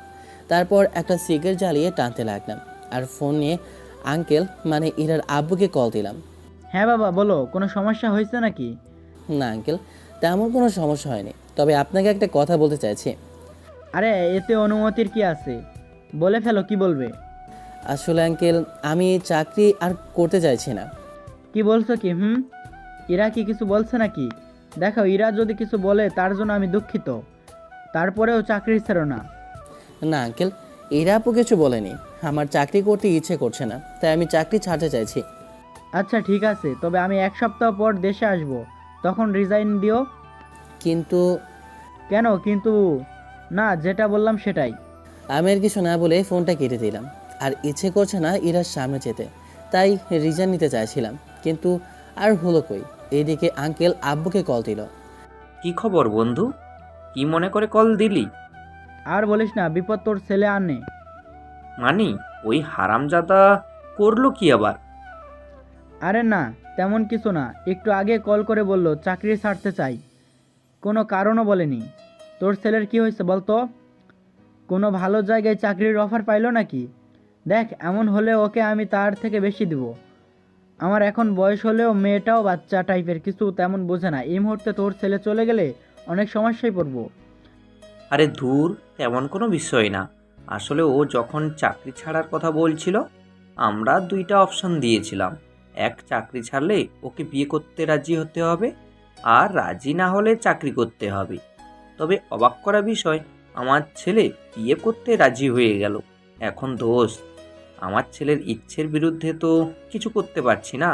তবে তুই ওকে মানাতে পারলে সমস্যা নেই। আচ্ছা ঠিক আছে, দেখি। রাতে খাবার খাওয়ার সময় আব্বু বলে উঠল, চাকরিটা না ছাড়লে কি হয় না? আমি বুঝি না তুমি এত চাকরি চাকরি করছো কেন? চাকরি কি শুধু ওই কোম্পানিতেই আছে? যাও, তোমার যখন এত চাকরি নিয়েই মাথা ব্যথা, আমি অন্য জায়গায় চাকরি খোঁজ নেব। তাহলে ওখানে চাকরিটা করলে সমস্যা কোথায়? আমার আর ওখানে ভালো লাগছে না। আর এই নিয়ে কোনো কথা যাতে শুনতে না চাই। তোমার বন্ধু বলে এখনও আছে, না হলে কবে বের হয়ে যেতাম। তারপর আর কিছু না বলে খাবার শেষ করে রুমে এসে ফোন টিপতে লাগলাম। হঠাৎ অচেনা নাম্বার থেকে কল আসলো। আমি এত চিন্তা না করে ধরে বললাম, আসসালামু আলাইকুম, কে বলছেন? ওই পাশ থেকে মেইলি কণ্ঠে, ওয়ালাইকুম আসসালাম। জি, আপনার হবু বউ এবং আপনার ভবিষ্যতের বাচ্চার আম্মু। ও তাই বুঝি। আম্মু তো মেয়ে দেখতে এখনো যায়নি, বললো 2-3 দিনের মধ্যে মেয়ে দেখা শুরু করবে। তাহলে আপনি কে? কি? মেয়ে দেখতে যাবে মানে কি? এই, আপনি এত রাখছেন কেন? আমি ছেলে, বিয়ে করব তো মেয়ে দেখতে যাবে ছেলের মা, এটি স্বাভাবিক তাই না? তা এখন ফাজলামি না করে কে বলুন তো আপনি? তোর বউ বললাম না আমি। সরি, এখনও বিয়ে করিনি, বিয়ে করার প্ল্যান করছি। মনে হয় রং নাম্বার, বাই। এই একদম কাটবি না। কিন্তু কে শোনে কার কথা? আমি দিলাম ফোন কেটে। ফোন কাটতে না কাটতেই আবার বেজে উঠল ফোন। আমি আবার দেখি সেই নাম্বার, আবার কেটে দিলাম। এইভাবে যতবার কল দিল ততবার কেটে দিলাম। এক পর্যায়ে বিরক্ত হয়ে ব্লক করে দিলাম নাম্বারটা। আমি জানি নাম্বারটা কার, মেয়েটাকে সেটাও জানি, কিন্তু সময় এখন আর নেই। অন্যদিকে ইরা আমার এমন ব্যবহার দেখে খুশি হবে নাকি রাগ করবে বুঝতে পারছে না। সে এই ভেবে একটা হাসি দিল। যে ছেলে অপরিচিত কারোর সাথে কথা বলে না, তাও আবার এমন মিষ্টি করে কথা বলার পরেও, আর আমি নাকি তাকে বুঝলাম ভুল। ছি ইরা, ছি। এই ছিল তোর ভালোবাসা? কিন্তু কোথাটাও আর ফোন ধরছে না। ওয়েট, ওর জন্য মেয়ে দেখছে মানে? এটা কি সত্যি, নাকি আমাকে কষ্ট দেওয়ার জন্য এমনটা করলো? কিন্তু আমাকে চেনে না। না, এটা হতে পারে না। আমি দেখতে নিয়ে যা, না আমার ছাড়া কারণ না। সকালবেলা ঘুম থেকে উঠে ফ্রেশ হয়ে রেডি হয়ে নাস্তা করে অফিসের দিকে রওনা হলাম। কিছুক্ষণ পর অফিসে এসে নিজের কেবিনে গিয়ে নিজের মতো কাজ করতে লাগলাম। একটু পর পিয়ন এসে ডেকে গেল, ইরা নাকি ডাকছে। আমি কিছু না বলে ইরার কেবিনে গিয়ে অনুমতি নিয়ে ঢুকলাম। জি ম্যাম, কোনো কাজ থাকলে বলেন। কোনো কাজ ছাড়া কি ডাকা যায় না? অফিসের বস যখন ডাকতেই পারেন। বসো, কথা আছে। আমি বসে পড়লাম। এইবার ইরা বসে থেকে উঠে হাঁটতে হাঁটতে বলল, তুই বাবাকে কি বলেছিলি? কি বলছি আমি? ইরা আমার সামনে টেবিলের উপর বসে আমাকে বলল, তুই বাবাকে বলিসনি তুই চাকরি ছেড়ে দিবি? আমি কি বলবো না বলবো এটা আমার একান্ত ব্যক্তিগত বিষয়। ও তাই বুঝি, শুনলাম তোর জন্য নাকি মেয়ে দেখতেছে। দেখুন ম্যাম, এটা অফিস, এখানে কাজের কথা বললে ভালো হয়। তাছাড়া আমি তো ছেলে, বয়স তো আর কম হয়নি। আমার বয়সের অনেকেই 1 ডজন বাচ্চার বাবা। তোর মতো ছেলেদের কয়েক ডজন বাচ্চা, তাই না? আমি মাথা নেড়ে বললাম। আমার দিকে তাকিয়ে তার চোখ জোড়া বন্ধ করে দাঁত, আমি যদি বলতে ভুল না করি, ইরা এতক্ষণ রাগ কন্ট্রোল করছিল। ইরা দীর্ঘ একটা নিঃশ্বাস ফেলে বলল, দেখো নিজাত, আমি অনেক বড় ভুল করে ফেলেছি, প্লিজ আমাকে ক্ষমা করে দাও। আসলে আমি তোমাকে অনেক অনেক ভালোবাসি, তো তাই কারোর সাথে সহ্য করতে পারিনি, প্লিজ আমাকে ক্ষমা করে দাও। ম্যাম, আমার একটা কল আসে, কথা বলি। আমার মুখে এমন কথা শুনে ইরা অনেকটা ভেবেচেয়ে গেল। সে ভাবতে পারেনি তার কথা কানে না নিয়ে আমি এমন একটা কাজ করব। আগে এমন সময় গিয়েছে, কলের পর কল আসলেও আমি ইরার কথা আগে শুনতাম, শত কাজ থাকলেও তার কথা পালন করতাম। আর আজ এত ইম্পর্টেন্ট কথা বলছে, অথচ আমি নাকি কলের চিন্তা করছি। ইরা এটা ভাবতে চোখ দুটো ছলছল করে উঠল। এদিকে আমি ফোন হাতে নিয়ে ইরার কেবিন থেকে বেরিয়ে চলে আসলাম। আসলে সত্যি বলতে আমার কোনো কল আসেনি। কল আসার নাম করে ওর রুম থেকে বেরিয়ে এসেছি। বিশ্বাস করবেন না, কিছুদিন আগেও ওকে চোখে হারাতাম, কিন্তু এই কয়েকদিন ওর চেহারা দেখলে কেমন জানি এক বিরক্ত চলে আসে। বেশ কিছুক্ষণ অফিসের বেলকনিতে দাঁড়িয়ে বাইরে দৃশ্য দেখলাম, তারপর নিজের কেবিনে গিয়ে কাজ করতে লাগলাম। এদিকে ইরা ভাবছে আমি এখনও কেন আসিনি, সেই কখন গেলাম। এটা ভেবে সিসিটিভিতে চোখ দিয়ে দেখলো আমি নিজের কেবিনে বসে কাজ করছি। এইটা দেখে ইরা বেশ রেগে গেল আর কটমট করে বলল, নিজের ভুলের জন্য রাগটাও দেখাতে পারছি না, ইচ্ছে করছে মাথার চুলগুলো সব ছিঁড়ে টাক হয়ে যায়। এটা বলে ইরা হনহন করে বেরিয়ে আমার কেবিনে গেল। ইরা আমার কেবিনে আসতেই আমি দাঁড়িয়ে গেলাম। আরে ম্যাম, আপনি আসলেন কেন? আমাকে ডাক দিলেই তো হতো। আমার কথা শুনে ইরা বেশ রাগ হলো, ভেতরে চেপে রেখে বলল, ডাকবো কেন? তুমি একটু আগে কথা বলার নাম করে আমার কেবিন থেকে বেরিয়ে আসলে, যেখানে আমার কথা শেষই হয়নি। তাহলে তোমার উচিত আমার কেবিনে যাও, এখানে আসুনি। আবার ঠক করেই বলে, ম্যাম আপনি আসলেন কে? আসলে ম্যাম ভুলে গিয়েছিলাম। আচ্ছা, কি যেন বলবেন? ও হ্যাঁ, মনে পড়েছে। আমার কথা শুনে ইরা একটু খুশি হলো, আর যখন কিছু বলতে যাবে তখন আমি বললাম, তা ফাইলের কি জানি সমস্যার কথা বলছিলেন যে, দেখি ফাইলটা দেন তো। আমি তোকে কখন ফাইলের কথা বলছি? কেন, আমাকে আপনি কেবিনে ডেকে কি জানি ফাইলের সমস্যার কথা বললেন না? আমি তোকে ফাইলের কথা বলছিলাম? তাই নয়তো কি। একটু আগে বললাম আর একটু পরেই ভুলে গেলি? আসলে ম্যাম হয়েছে কি, অতীতের কিছু মনে রাখা ভালো না। অতীত মানেই কষ্ট দেয়, আর আমি চাইছি না অতীত মনে রাখতে। যেখানে অতীত ভুলে গেলাম সেখানে অতীতে কিছু নিয়ে আসা অসম্ভব। কথাটা আরো সহজভাবেই বলতে পারতি, তবে আমিও কিন্তু নাছর বান্দা। যেহেতু বুঝে গিয়েছেন সেহেতু কথাটা সহজ ছিল। আর যেখানে বিশ্বাস করার মতো পিলারই নেই সেখানে ছাদ টিকে থাকার প্রশ্ন আসে না। আর যেখানে মেন বিশ্বাসের পিলারটা ভেঙে যায় সেখানে ছাদ ভেঙে পড়াটা সময়ের ব্যাপার। আর একবার সেই ছাদ ভেঙে পড়লে সেটি কিন্তু আর ঠিক করা যায় না। কথা ঘুরিয়ে পেঁচিয়ে বলতে ভালো শিখেছো, তবে তুমি এটা জানো না সব কিছু আবার নতুন করে গড়া যায়। তবে কি আগের মতো করে গড়া যাবে? ম্যাম, কাজ অনেক, কাজ করতে দিন। প্লিজ ক্ষমা করে দাও না। তুমি আমাকে বলেছিলে আমাকে ভালোবাসো, তাহলে আমাকে ক্ষমা করে কাছে নিতে সমস্যা কোথায়? তখন নেশায় ছিলাম তাই বেশি বলে ফেলেছি। আসলে ম্যাম চরিত্রহীন লম্পট তো, তাই এমন নেশা পানি করে মেয়েদের উল্টাপাল্টা কথা বলে। আর আপনি সেটা সত্যি ভেবে নিয়েছেন, এর জন্য সরি ম্যাম। আসতে পারেন। প্লিজ নে। দয়া করে কেবিন থেকে যান। ওহ সরি, এটা তো আপনার অফিস, আমি গেলাম। এটা বলে বেরিয়ে চলে আসলাম অফিস থেকে। আর এরা দাঁড়িয়ে দাঁড়িয়ে সেখানে চোখের পানি ফেলছে। এইভাবে চলে গেল এক সপ্তাহ। এই এক সপ্তাহে এরা যতবার আমার কাছে ক্ষমা চাইতে এসেছে আমি ততবার তাকে ফিরিয়ে দিয়েছিলাম। আজকে অফিসে যাচ্ছি, তবে কাজ করতে নয়, রিজাইন দিতে। আমি অফিসে এসে সোজা ইরার রুমে। ইরা আমাকে দেখে একটা হাসি দিল। আরে দাঁড়িয়ে কেন, বসে পড়ো। থাক, আমি দাঁড়িয়ে থাকতে আসিনি। এই নিন রিজাইন লেটার, সামনের দিকে বাড়িয়ে। কি আছে এই কাগজে? আপনি খুলে দেখতে পারেন। ইরা এইবার কিছুটা কাঁপা কাঁপা হাতে কাগজটা হাতে নিয়ে খুলে আমার দিকে ছলছল দৃষ্টিতে তাকালো। এখন আমি আসি। তুমি এটা কেন করছো? রিজাইন কেন দিচ্ছ? আমার মতো ছেলের এই অফিসে চাকরি করার যোগ্যতা নাই। তাছাড়া আমি একটা লম্পট। এই অফিসে থাকলে এই অফিসের মান সম্মান সব যাবে। বললেই হলো চাকরি ছাড়বে? আমি তোমার রিজাইন লেটার অ্যাকসেপ্টই করছি না। সেটা আপনার ব্যাপার, বাট আমি এই অফিসে আসি না। এটা বলে যখন আমি রুম থেকে বের হতে যাব তার আগে ইরা আমার হাত ধরে ফেললো। হাত ছাড়েন, আমার মতো লম্পটের হাত ধরলে আপনার সম্মান চলে যাবে। ইরা আমার সামনে এসে বলল, সম্মান গেলে যাক, তারপরে আমি তোমাকে ছাড়ছি না। প্লিজ চাকরি ছেড়ে যেও না।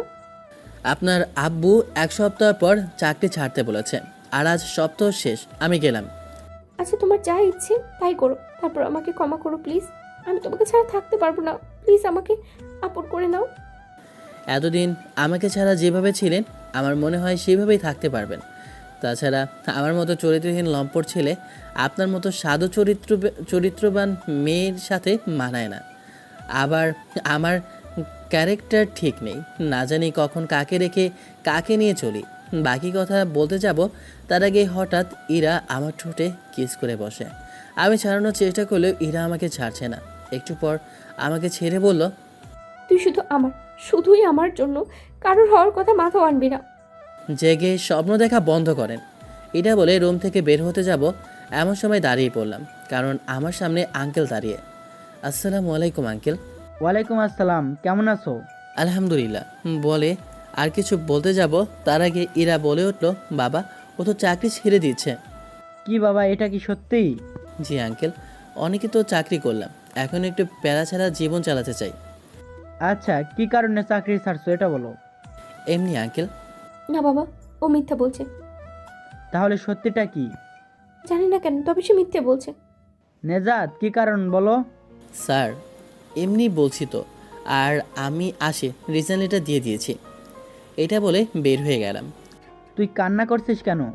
আসলে বাবা, ও আমার জন্যই চাকরি ছাড়ছে। তুই আবার কি উল্টো পাল্টাও করলি? তাহলে শোনো, এরা ওকে। এই ব্যাপার, এটা আগে বললে হতো। তুই কান্না করিস না, আমি দেখছি ব্যাপারটা। অন্যদিকে আমি বাসায় ফিরতেই আপু আমার হাতে একটা পাঞ্জাবি ধরিয়ে দিয়ে বলল, ফ্রেশ হয়ে এটা পরে রেডি থাকিস। হঠাৎ এটা কেন? তোর জন্য মেয়ে দেখতে যাব তাই। এত তাড়াতাড়ি? সেটা তোকে ভাবতে হবে না, যা তো। এটা বলে আপু চলে গেল। আপুর কথা আর পাঞ্জাবির দিকে তাকিয়ে বুকের মধ্যে কেমন যেন ধুক করে একটা মোচড় দিল। কেন এমন হচ্ছে জানি না, বাট কেন জানি বুকে আলাদা একটা চাপা কষ্ট অনুভব করছি। আর কিছু না ভেবে আমি ফ্রেশ হয়ে পাঞ্জাবি পরে বিছানায় বসে ফোন টিপছি। একটু পর আপু এসে বলে উঠল, কী রে, রেডি হয়েছিস? তাহলে চল। এটা বলতে আপু পিছন পিছন যেতে লাগলাম। গিয়ে দেখি বাবা মাও রেডি হয়ে বসে আছে। তারপর সবাই মিলে গাড়ি নিয়ে বের হয়ে গেলাম পাত্রীর দেখার উদ্দেশ্যে। গাড়ি বাজারে এসে থামলো। এইদিকে আমি ফোন টিপছি। নেজাত গিয়ে মিষ্টি 5 কেজি সন্দেশ 5 কেজি আর ভালো দেখে কিছু ফল নিয়ে আয়। আমি কিছু না বলে চলে গেলাম। অন্যদিকে ইরা অফিসে বসে আছে আর আমাকে মিস করছে। অন্যদিন তো আমাকে দেখে দিন কাটতো। ইরা আমার কথা ভাবতে ভাবতে আমার নাম্বারে কল দিল। এইদিকে আব্বু ইরশাদকে নিয়ে বসে আছে। তখন দেখলো সিটে আমার ফোন বাজছে। এই ছেলেটাকে নিয়ে আর পারি না, সব কিছু ভুলে যায়। দেখো ফোনটা নিয়ে গেল না। এটা বলে আপু ফোন ধরে রিসিভ করে। আসসালামু আলাইকুম। এইদিকে ইরশাদ মাথা গরম ফোন ধরলো একটা মেয়ে। ওয়ালাইকুম আসসালাম, কে আপনি? আর নেজাত কই? জি, আমি নেজাদের বোন। কিন্তু আপনি কে? আসলে আমি নেজাদের হবু বউ।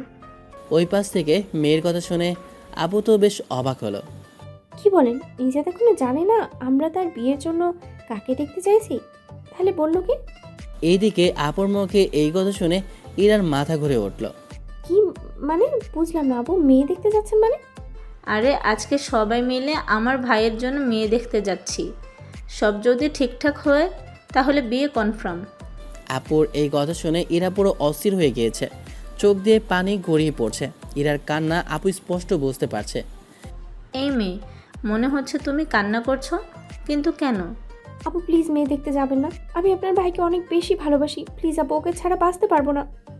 কান্না করিও না প্লিজ, নিজেকে সামলাও। কে তুমি? তোমার নাম কি? আপু মেয়েরা। ইরা নাম শুনে আপু কিছুটা রেগে গেল। তুমি কল কেন দিয়েছো? রাখো, আর কল দিবে না। প্লিজ প্লিজ আপু, আমি অনেক ভুল করেছি, তবে বিশ্বাস করেন আমি নিজেকে অনেক ভালোবাসি। আর নিজের ভালোবাসার মানুষকে অন্য কারোর পাশে দেখলে কে সহ্য করতে পারবে? ওটা মানলাম, তবে উচিত ছিল জিজ্ঞেস করার, কিন্তু তা করনি। তুমি জানো তোমার জন্য আমার ভাই প্রতি রাতে কান্না করতো। আপু আমার ভুল হয়েছে, প্লিজ বিয়েটা আটকান। আমি কথা দিচ্ছি নেজাতকে কখনো কষ্ট দেব না। হয়েছে, কান্না থামাও। আর বিয়ে হচ্ছে না, মেয়ে দেখতে যাচ্ছি। বিয়ে অনেক দূর, কান্না করিও না। আপু ইরাকে একটু সান্ত্বনা দিয়ে কল কেটে দিল, কিন্তু তার আগে ইরা আপুর নাম্বার নিল। এইদিকে আমি সব কিছু নেওয়া শেষ হলো। গাড়িতে উঠে বসতে গাড়ি চলতে লাগলো। কিছুক্ষণ পর একটা বাড়ির সামনে এসে পৌঁছালাম। তখন আম্মু বলে উঠল, এই তো আমার বাসায় চলে এসেছি, নামো সবাই। আম্মুর কথা শুনে বুঝলাম এই বাসায় মেয়ে দেখতে এসেছি। বেশি কথা না বলে ভিতরে চলে গেলাম। অন্যদিকে ইরা আর এক মুহূর্ত বসে না থেকে অফিস থেকে বের হয়ে বাসের উদ্দেশ্যে রওনা হলো। ইরা বাসায় এসে, বাবা, ও বাবা কই তুমি? ইরার বাবা রুম থেকে বের হতে হয়ে বলল, কিরে, তোর এই অবস্থা কেন? কি হয়েছে? কান্না করছিস কি জন্য? তুমি অফিসে বলেছিলে আমার নিজেদের বিষয়টা দেখবে। তো কি হয়েছে? ওর জন্য মেয়ে দেখতেছে, আজকে মেয়ে দেখতে গিয়েছে। বাবা কিছু করো। তুই শান্ত হ। মেয়ে দেখতে গিয়েছে, বিয়ে তো আর হয়নি। কবুল বলতে কতক্ষণ সময় লাগে? তুমি কিছু একটা করো বাবা, আমি নয়তো কিছু একটা করে ফেলবো। মা জাস্ট মেয়ে দেখতে গিয়েছে, তুই শুধু এটা মাথায় রাখ, নেজাত আমার মেয়ের জামাই হবে। সত্যি তো? যদি না হয় কিন্তু আমাকে হারাবে। সত্যি বলছি না? তোমার কথা মেনে নিলাম। এটা বলে ইরা রুমে চলে গেল। আর রুমে গিয়ে কেন জানি সে বসে থাকতে পারছে না। এদিকে আমরা বসে আছি সোফায়, মেয়েকে আমার পাশে বসালো। আমি কিছু বলছি না, আমার কেমন জানি লাগছে। আম্মু আব্বুর পেটে একটা গোতা দিল। আহ, কি সমস্যা? এখানে ফাজলামি করছো কেন? দেখো না দুইজনকে কত সুন্দর মানাচ্ছে। তবে আমার বন্ধুর মেয়ে হলে আরও সুন্দর লাগতো। খালি নিজেরটা দেখে।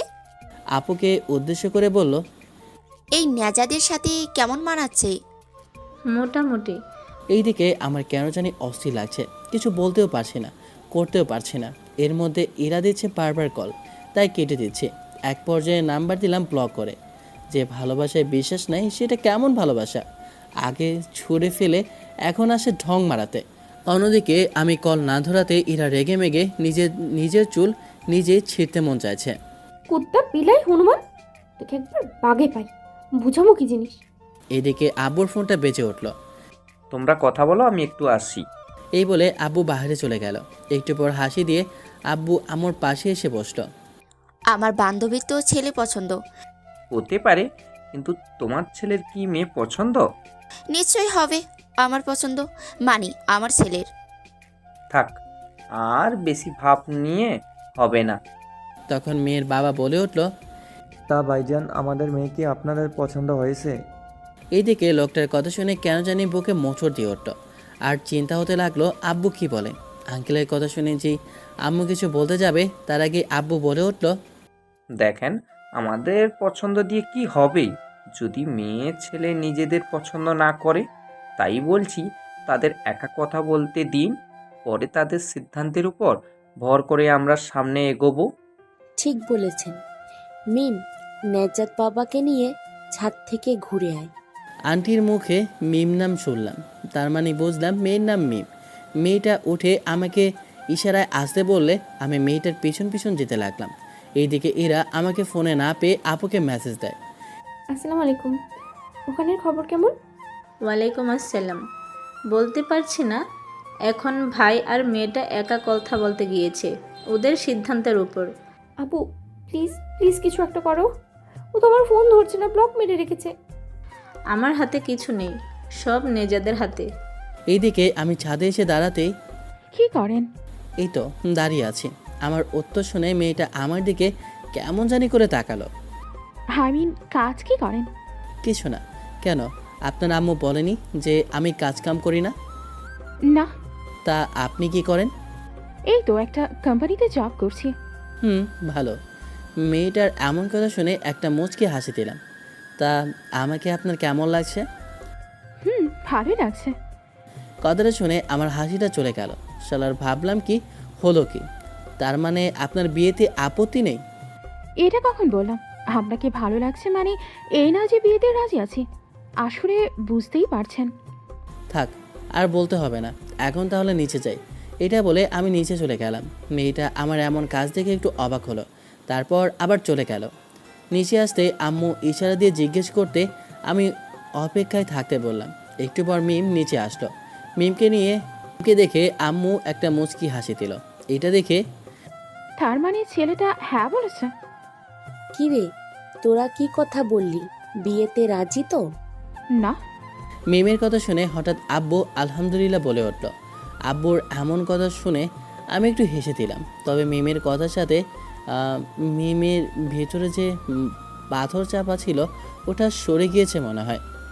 আঙ্কেল আমি বিয়েতে হ্যাঁ বলিনি, না বলছি। কিন্তু কেন? মা ও তো বেকার, আর আমি চাকরি করে বেকার ছেলেকে বিয়ে কিভাবে করব? এই কথা শুনে আম্মু আপু কিছু বলতে যাবে তার আগে আব্বু বলল, ধন্যবাদ মা তোমাকে, আর তোমরা চলো। কিন্তু আব্বু। কোনো কিন্তু না, দেরি হচ্ছে। মেয়ে? আরে বললাম না, কথা না বলে চলো। এইদিকে আমি তো আরও আগে হাঁটা তুললাম। এইদিকে মিম তো আব্বুর এমন ব্যবহারে অবাক হয়ে বলেই ফেললো, মা বাবা এই কেমন ফ্যামিলিতে বিয়ে দিতে চাইছিলে? ছেলে বেকার, বাপ তো আধা পাগল বলছি। বিয়েতে রাজি না বলে আলহামদুলিল্লাহ, আবার বলে ধন্যবাদ। এটা বলে মিম তার মা বাবার দিকে তাকাতেই দেখলো তারা রাগে দৃষ্টিতে তাকিয়ে আছে। নিজেকে কি ভাবিস?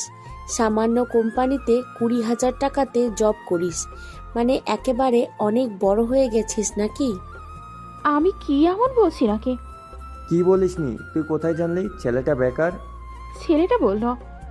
আর তুই বিশ্বাস করলি? তাছাড়া ছেলেটা বেকার হলেও সমস্যা ছিল না, ওর নাতিপতিও ওর সম্পত্তি খেতে পারবে। তুই জানিস ছেলেটা এএফ গ্রুপের ম্যানেজার?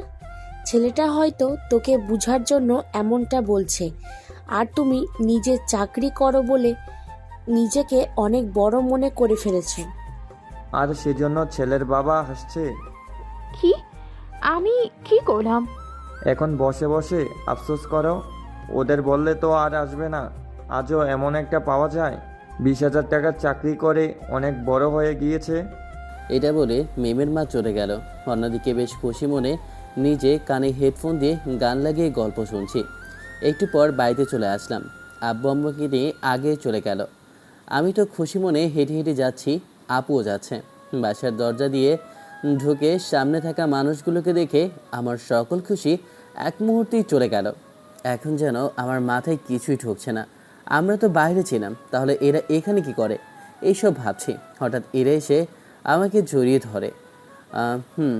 ইরা ও তার বাবা মাকে আমাদের বাসায় দেখছি। ইরা আমাকে জড়িয়ে ধরে এমন একটা কাজ করলো, মনে হয় আমি যেন তার গফ।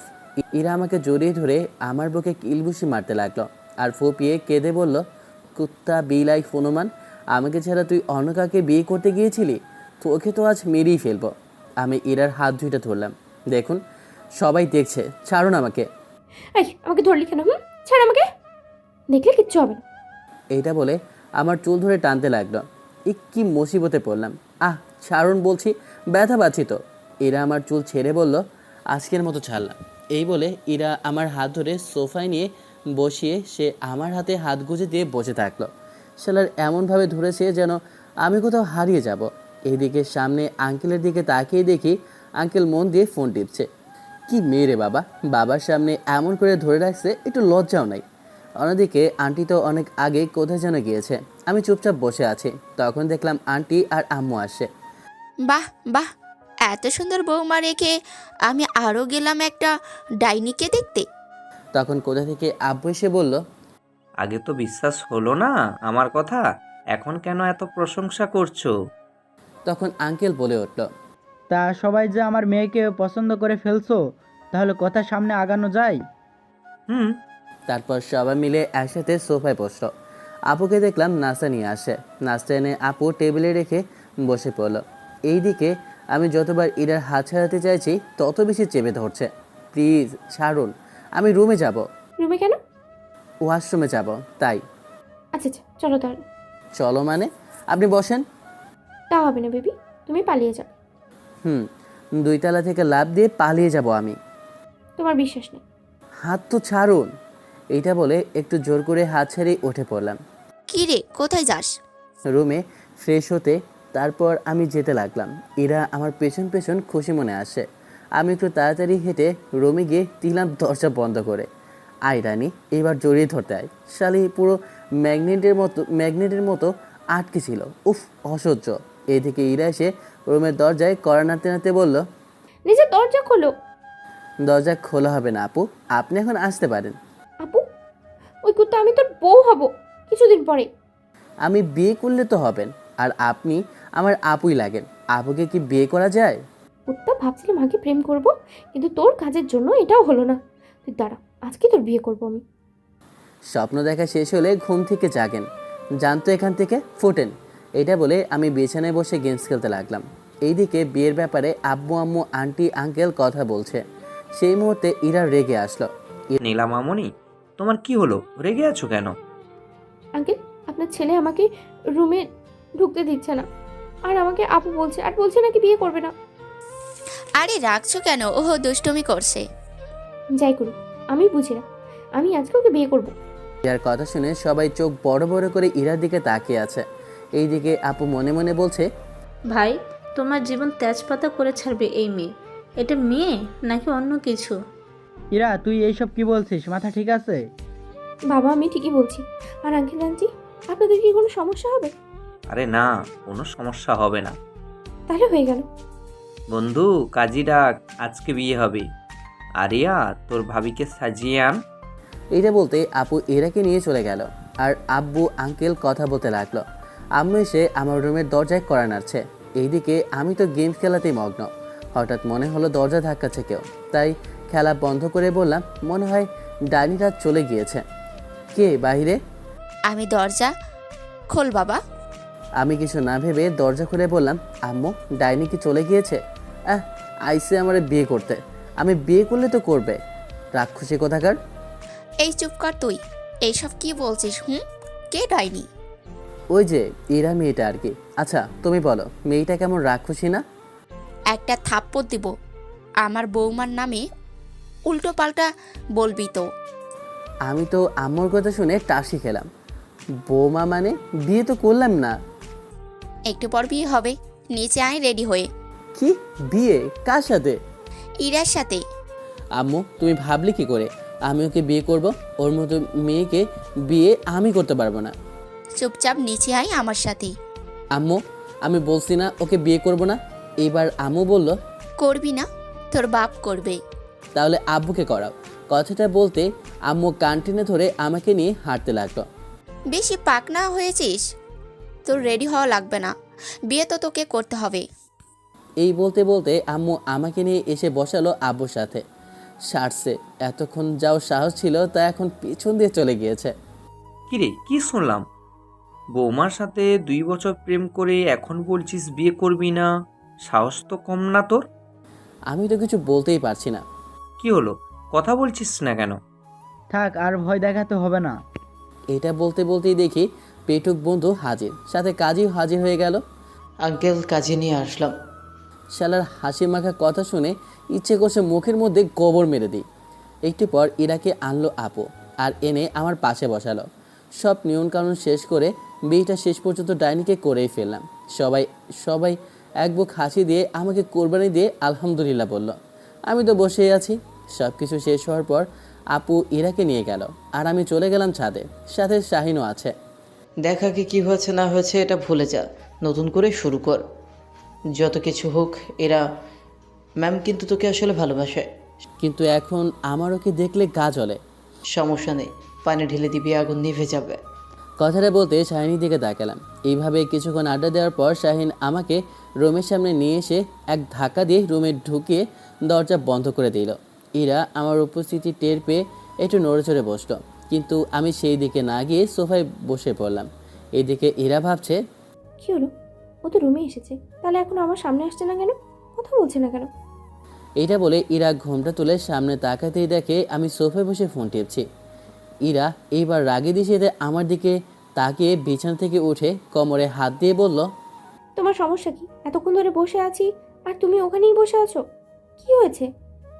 কিছুই হয়নি, আর কিছু হবে না। আমাকে আমার মতো থাকতে দিন, আপনি আপনার মতো থাকেন। ইরা আমার সামনে এসে আমার হাত থেকে ফোন নিয়ে বলল, কি সমস্যা আজকে কি তা তুমি জানো না? অনেক তো হলো, এবার রাগটা একটু কমাও না প্লিজ। আপনার সমস্যা কি? আমি কি খেলার পুতুল যে যখন ইচ্ছা নাচাবেন আর যখন ইচ্ছা ছুঁড়ে ফেলে দিবেন? নেজার, চুপ থাকেন আপনি। আপনি যা করবেন তা ঠিক না, যা করবেন তা ভুল, যা করছেন ক্ষমা চাইবেন। আপনার পক্ষে সব হতে পারবে, আমি কিছু করতে পারবো না। আপনার কাছে ভুল না করেও কুকুরের মতো পিছনে ঘুরে ক্ষমা চেয়েছি, করেছেন না? আপনি তো আমাকে আপনার আশেপাশে থাকতে দেননি, আর আজ আপনি ভুল স্বীকার করে আমার কাছে আসলে চাইতে ক্ষমা করলাম না, কিন্তু জোর করে বিয়ে করে নিলেন। আপনার ভালোবাসা আর আমার কিছু না। এমন করে বলছো কেন? আমি তো বলছি ভুল করেছি। আমিও তো বলছি ভুল করেছি, তাই বলে কি আপনাকে জোর করে বিয়ে করছি? আমি তোমাকে ভালোবাসি তাই বিয়ে করেছি, আমি চাই না আমার জায়গায় অন্য কেউ নিক। হ্যাঁ, ভালোবাসা, তাই এতদিন এই ভালোবাসা কই ছিল? দেখো, আমি আপনার আর কোনো কথাই শুনতে চাই না। বিয়ে হয়েছে, এখন আপনি আপনার মতো আর আমি আমার মতো। আচ্ছা এটা বলো, আমার সাথে কোনো ছেলেকে দেখলে তুমি সহ্য করতে? তাও আমি ওই ছেলেকে খাইয়ে দিচ্ছি আর ওই ছেলে আমাকে। এখন হয়তো মুখে বলবে করতে না, কিন্তু বাস্তবতা ভিন্ন। যেটা হয়ে যায় সেটা উল্টোটা বলা সহজ, কিন্তু আসলে করাটা কঠিন। আমার জাস্ট ভুল একটা হয়েছে, তোমার সাথে কথা না বলা এই বিষয় নিয়ে। কিন্তু আমি তোমাকে ভালোবাসি বলেই এমনটা করেছি। আর যদি ভালো না বাসতাম, ঠিক অবিশ্বাস না করে তোমার সাথে আলাদা না হয়ে অন্যজনের হাত ধরে চলে যেতাম। তোমাকে ভালোবাসি বলেই তোমাকে কষ্ট দিতে কষ্ট হচ্ছে বলেই এ দেশ ছেড়ে চলে গিয়েছি। তোমাকে ভালোবাসি বলেই আমার অফিসের বস হয়ে এসেছি, ভেবেছিলাম কিছুদিন কষ্ট দিয়ে আপন করে নেব। কিন্তু যেখানে আমি ভুল সেখানে কিসের কষ্ট? তোমাকে ভালোবাসি বলেই হাজারটা বিয়ের সম্বন্ধ ভেঙেছি। ইরার একটানা কথাগুলো শুনে আমি কি বলবো বুঝতে পারছি না। আপনার কথা শেষ হয়েছে? হয়েছে। তাহলে ঘুমান গিয়ে। তুমি আসবে না? না। ইরা এবার চোখ মুখ মুছে বলল, আচ্ছা তুমি কি সত্যি আমাকে কখনো ক্ষমা করবে না? সত্যি বলো। ইরার কথা শুনে একটু চুপ থাকলাম। চুপ করে লাভ নেই, তোমার সিদ্ধান্তের উপরে ভিত্তি করে অনেক কিছুই ডিপেন্ড করবে। সত্যি বলো, তুমি কি আমাকে মেনে নিবে নাকি দূরেই ঠেলে দিবে? আমি একটা বড় করে শ্বাস নিলাম, তারপর একটা শব্দই বললাম, না আমি আপনাকে ক্ষমা করব না, আমি আপনাকে মেনে নিব। ইরা আমার কথাটা শুনে একটু হাসার চেষ্টা করলো, তারপর বলল, কারণগুলো বলবে? বেশি কারণ না, আসলে আমি তো চরিত্রহীন লম্পট একটা ছেলে, আপনার মতো ভালো মেয়ের সাথে যায় না। আর ক্ষমার কথা আপনি তো ভুলই করেননি, তাহলে ক্ষমা কিসের? তাহলে এটাই তোমার শেষ কথা? আমার এটাই শেষ কথাটা, আর বলার সুযোগ পেলাম না। এরপর ইরা যা করলো তা তো আমি জীবনেও কল্পনা করতে পারবো না। আমি কথাটা শেষ করার আগেই ইরা আমার মাথার চুল ধরে ঠোঁটচোরা দখল করে নিল। আমি যত সারানোর চেষ্টা করি ইরা আমার চুলগুলো তত জোরে খামচে ধরে। কিছুক্ষণ পর আমাকে ছাড়তে দুজন হাঁপাতে লাগলাম। আমি কি করব বুঝতে পারছি না। শালার ইচ্ছে করছে এক্ষুনি মেরে গালের নকশা পাল্টে দিই, কিন্তু মেয়ে বলে পারছি না। কি সমস্যা আপনার? আপনাকে অধিকার দিল কে এমনটা করার? কে দিবে এবার? আমার স্বামী। আমি যা ইচ্ছে তাই করব, তাতে তোমার কি? দেখুন, বেশি বাড়াবাড়ি করবেন না, বেশি বাড়াবাড়ি আমার ভালো লাগে না। ইরা আমার একটু কাছে এসে আমার গলায় হাত রেখে বলল, বেশি বাড়াবাড়ি করলে কি তুমি কি করবা শুনি? আমি ইরাকে ছাড়িয়ে দূরে ঠেলে বললাম, দূরে থাকেন আমার। এখন যে কাজটা করলেন এটা যদি আমি করতাম, আজ আমি লুচ্ছা ধর্ষক চরিত্রহীন কত কি হয়ে যেতাম। ইরা আমার হাত ধরে কান্নামুখো হয়ে বলল, প্লিজ আমাকে মাফ করা যায় না? আমি ইরার হাত ঝটকা দিয়ে সরিয়ে বললাম, দূরে থাক আমার থেকে, আমাকে তুই ধরবি না, আর তোকে কখনো ক্ষমা করব না। এটা বলে আমি রুম থেকে বের হয়ে গেলাম। এদিকে ইরা দাঁড়িয়ে দাঁড়িয়ে কান্না করছে, এদিকে আমি আইসে আমাকে ভালোবাসা শিখাইতে। একটাবার জিজ্ঞেস করলে কি হতো, তা না করে চলে গেল দূরে আমাকে পাগল করে। তাহলে এখন আসলি কেন? এখনও দূরে চলে যেতে। এদিকে ইরা চোখ মুছে বলতে লাগলো, আমিও দেখি তুই কতদিন আমার থেকে দূরে থাক। এটা বলে ইরা বিছানায় শুয়ে গেল। এইদিকে আমি ছাদে গিয়ে সিগারেট ধরিয়ে খেতে লাগলাম। খাওয়া শেষ করে রুমে এসে দেখি ইরা কি সুন্দরভাবে ঘুমিয়ে আছে। তার মায়াবী মুখটা দেখলে ইচ্ছে করে তার মাঝে হারিয়ে যায়, কিন্তু ভয় করে যদি সে আবার চলে যায় আমাকে রেখে, তাহলে আমি কি করব। এইসব ভাবতে ভাবতে সোফায় গিয়ে শুয়ে পড়লাম। সকালে চোখ খুলতে হালকা করে ভয় পেয়ে গেলাম। কারণটা হলো ইরা আমার বুকে মাথা রেখে শুয়ে আছে, আর আমি ইরাকে জড়িয়ে ধরে আছি। আমি যখনই ইরাকে উঠিয়ে নিজে উঠতে যাব, তার আগে ইরা আমার গলা জড়িয়ে ধরে বলল, না না, এত সহজে উঠতে দিচ্ছি না আমি। দেখুন, সকাল সকাল মুড খারাপ করবেন না প্লিজ। আমি তো মুড ভালো করতে আসছি জান। নামবি নাকি কথাটা বলার আগেই ইরা নিচে পড়ে গেল আর চিৎকার দিয়ে বলল, ও মা গো, মরে গেলাম গো। এই কি হয়েছে? কি হয়েছে তাই না? আমাকে ফেলে দিয়ে আমার কোমর ভেঙে বলছো কি হয়েছে? আরে আজব, আমি কখন ফেলে দিলাম? কি মিথ্যে কথা বলে রে বাবা, আমি আব্বুকে বলছি। আব্বুর কথা শুনে কলেজে পানি চলে আসলো। এইদিকে ইরার চিৎকার শুনে আম্মু, আব্বু, আপু সবাই এসে দরজা ধাক্কাতে লাগলো। ইরা মা, কি হয়েছে? চিৎকার দিলি কেন? নেজাত, দরজা খোল। আমি এবার দরজা খুলতে সবাই হনহন করে রুমে ঢুকে দেখলো ইরা নিচে পড়ে কোমর ধরে কান্না করছে। আপু আর আম্মু ইরাকে ধরে বলল, কি হয়েছে মা? কমর ধরে আছিস কেন? আপনার ছেলে আমাকে সোফা থেকে ফেলে দিয়েছে, আমার কোমরটা গেল। এবার সবাই আমার দিকে রাগে দৃষ্টিতে তাকিয়ে আছে। আমি তো ইরার দিকে তাকিয়ে আছি। কি রে, তুই ওকে সোফা থেকে ফেললি কিভাবে? সেটা ওকে জিজ্ঞেস করো। ভাবলাম এটা বলে লজ্জায় কিছু বলবে না, কিন্তু কে জানতো এই মেয়ের কাছে কোনো লজ্জাই নেই। তার মাঝে আরও বাড়িয়ে বলল, কি হয়েছে ভাবি? সকালে ঘুম থেকে ওকে ডেকে দিলাম ফ্রেশ হতে, সে উঠলো ঠিকই, কিন্তু গিয়ে সোফায় ঘুমালো। হ্যাঁ, আমি ওনার বুকে শুয়ে ওকে সুন্দর করে ডাকতে লাগলাম, কিন্তু উনি বিরক্ত হয়ে আমাকে ঠেলে ফেলে ভাই এই মেয়ের কথা শুনে আমি হাঁ করে তাকিয়ে আছি, আর আব্বু আম্মু কী বলে বুঝতে পারছে না, শুধু আমার দিকে রাগে দৃষ্টিতে তাকিয়ে আছে। আম্মু আপু ইরাকে ধরে যেই তুলতে যাবে তখন আব্বু বলে উঠল, এই তোমরা কেউ বৌমাকে ধরবে না। মাথা ঠিক আছে? তাহলে ইরাকে কে নিয়ে যাবে? যার কারণে এমন হয়েছে তাকে সব কিছু করতে দাও। ঠিক কথা, এই চল আমরা গেলাম। এটা বলে আম্মু আপু আব্বু চলে যেতে লাগলো। যার আগে আমাকে বলে দিল, বৌমার দেখভাল তুই করবি, আর কোনো যদি অভিযোগ শুনি তাহলে তোর খবর আছে। এটা বলে আব্বু চলে গিয়েছে, আর আমি তার দিকে তাকিয়ে ভাবতে লাগলাম, শালার আমার মা বাপ আমাকে একা করে দিল, ছেলেরা কেন এত বৈষম্য শিকার। কি জামাই, কি ভাবছো? তাড়াতাড়ি তুলে বিছানায় নিয়ে যাও, না হলে দিমু চিৎকার। আপনি এটা ইচ্ছে করে করেছেন তাই না? আমি জানি আপনি ব্যথা পান নাই, সো এখন ওঠেন, বকা তো খাওয়ালেন আমাকে। উঠাবি নাকি আব্বুকে ডাকতে? আমি আর দেরি না করে ইরাকে কোলে তুলে নিলাম, আর ইরা আমার গলা জড়িয়ে ধরলো।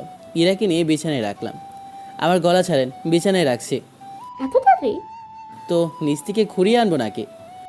আইডিয়াটা মন্দ না। আমি আর ইরা কথা বলছি, আপু এসে আমার হাতে মলম ধরিয়ে দিয়ে বলল, নে, ভাবির কোথায় লেগেছে ওখানে মেজে দিস। তুই মেজে দে না প্লিজ। আমি কেন দেব? তোর বউ, তুই দে। এটা বলে আপু চলে গেল। এইবার আমি দাঁড়িয়ে বললাম, এইবার অভিনয়টা শেষ করেন। কিসের রুমে? এখন বেশি কথা না বলে আমার এই জায়গাটায় মালিশ করে দে। ইরা তার কোমর দেখিয়ে দিয়ে বলল, দেখুন আমি আর একটা কথা বেরোলে না সোজা আব্বুকে ডাকবো। সময় আমারও আসবে। সময় প্রতিদিনই আসে, সময় ছাড়া তো দুনিয়া চলে না। কথা না বলে মেসেজ দাও। আমি আর কিছু না বলে চোখ বন্ধ করে কাবা কাবা হাতে ইরার ব্যথা পাওয়া স্থানে মেজে দিতে লাগলাম। আমি ইরার কোমরে হাত রাখতে ইরা একটু কেঁপে উঠলো, সাথে মৃদু শব্দ করে উঠলো, আর এদিকে আমার হাত পা সব একসাথে কাঁপছে। আজ নীতিকে কি বলে গালি দিব সেটা ভেবে পাচ্ছি না। নিজের বইয়ের সেবা করছি নাকি নিজের অবস্থা খারাপ করছি এটা বুঝতেই পারছি না। একটু মেজে দেওয়ার পর, এখন আমাকে কোলে করে নিচে নিয়ে যাও, ক্ষুধা লাগছে। তোমাকে কষ্ট করে কেন নিয়ে যাব, খাবার নিয়ে আসি। এটা বলে হাঁটতে যাব, তার আগে যেটা বলছি সেটা করো, না হলে কিন্তু। আমি ইরার কাছ থেকে কথা কেড়ে নিয়ে বললাম, বাবাকে বলে দিবে? এই তো বুঝে গেছো, তাহলে দেরি কিসে, নিয়ে যাও। তুই যা করার তাই কর, আমি গেলাম। এটা বলে আমি ফ্রেশ হতে চলে গেলাম। তুমি যত আমার থেকে দূরে থাকো না কেন, কাছে আমার আসতেই হবে। আমি ফ্রেশ হয়ে রুমে এসে দেখি ইরা শুয়ে আছে আর আমার দিকে তাকিয়ে আছে। এখন তো নিয়ে যাও, অনেক ক্ষুধা লাগছে। নিজে গিয়ে খেয়ে আসেন, আমি বস্তা নিয়ে যেতে পারবো না।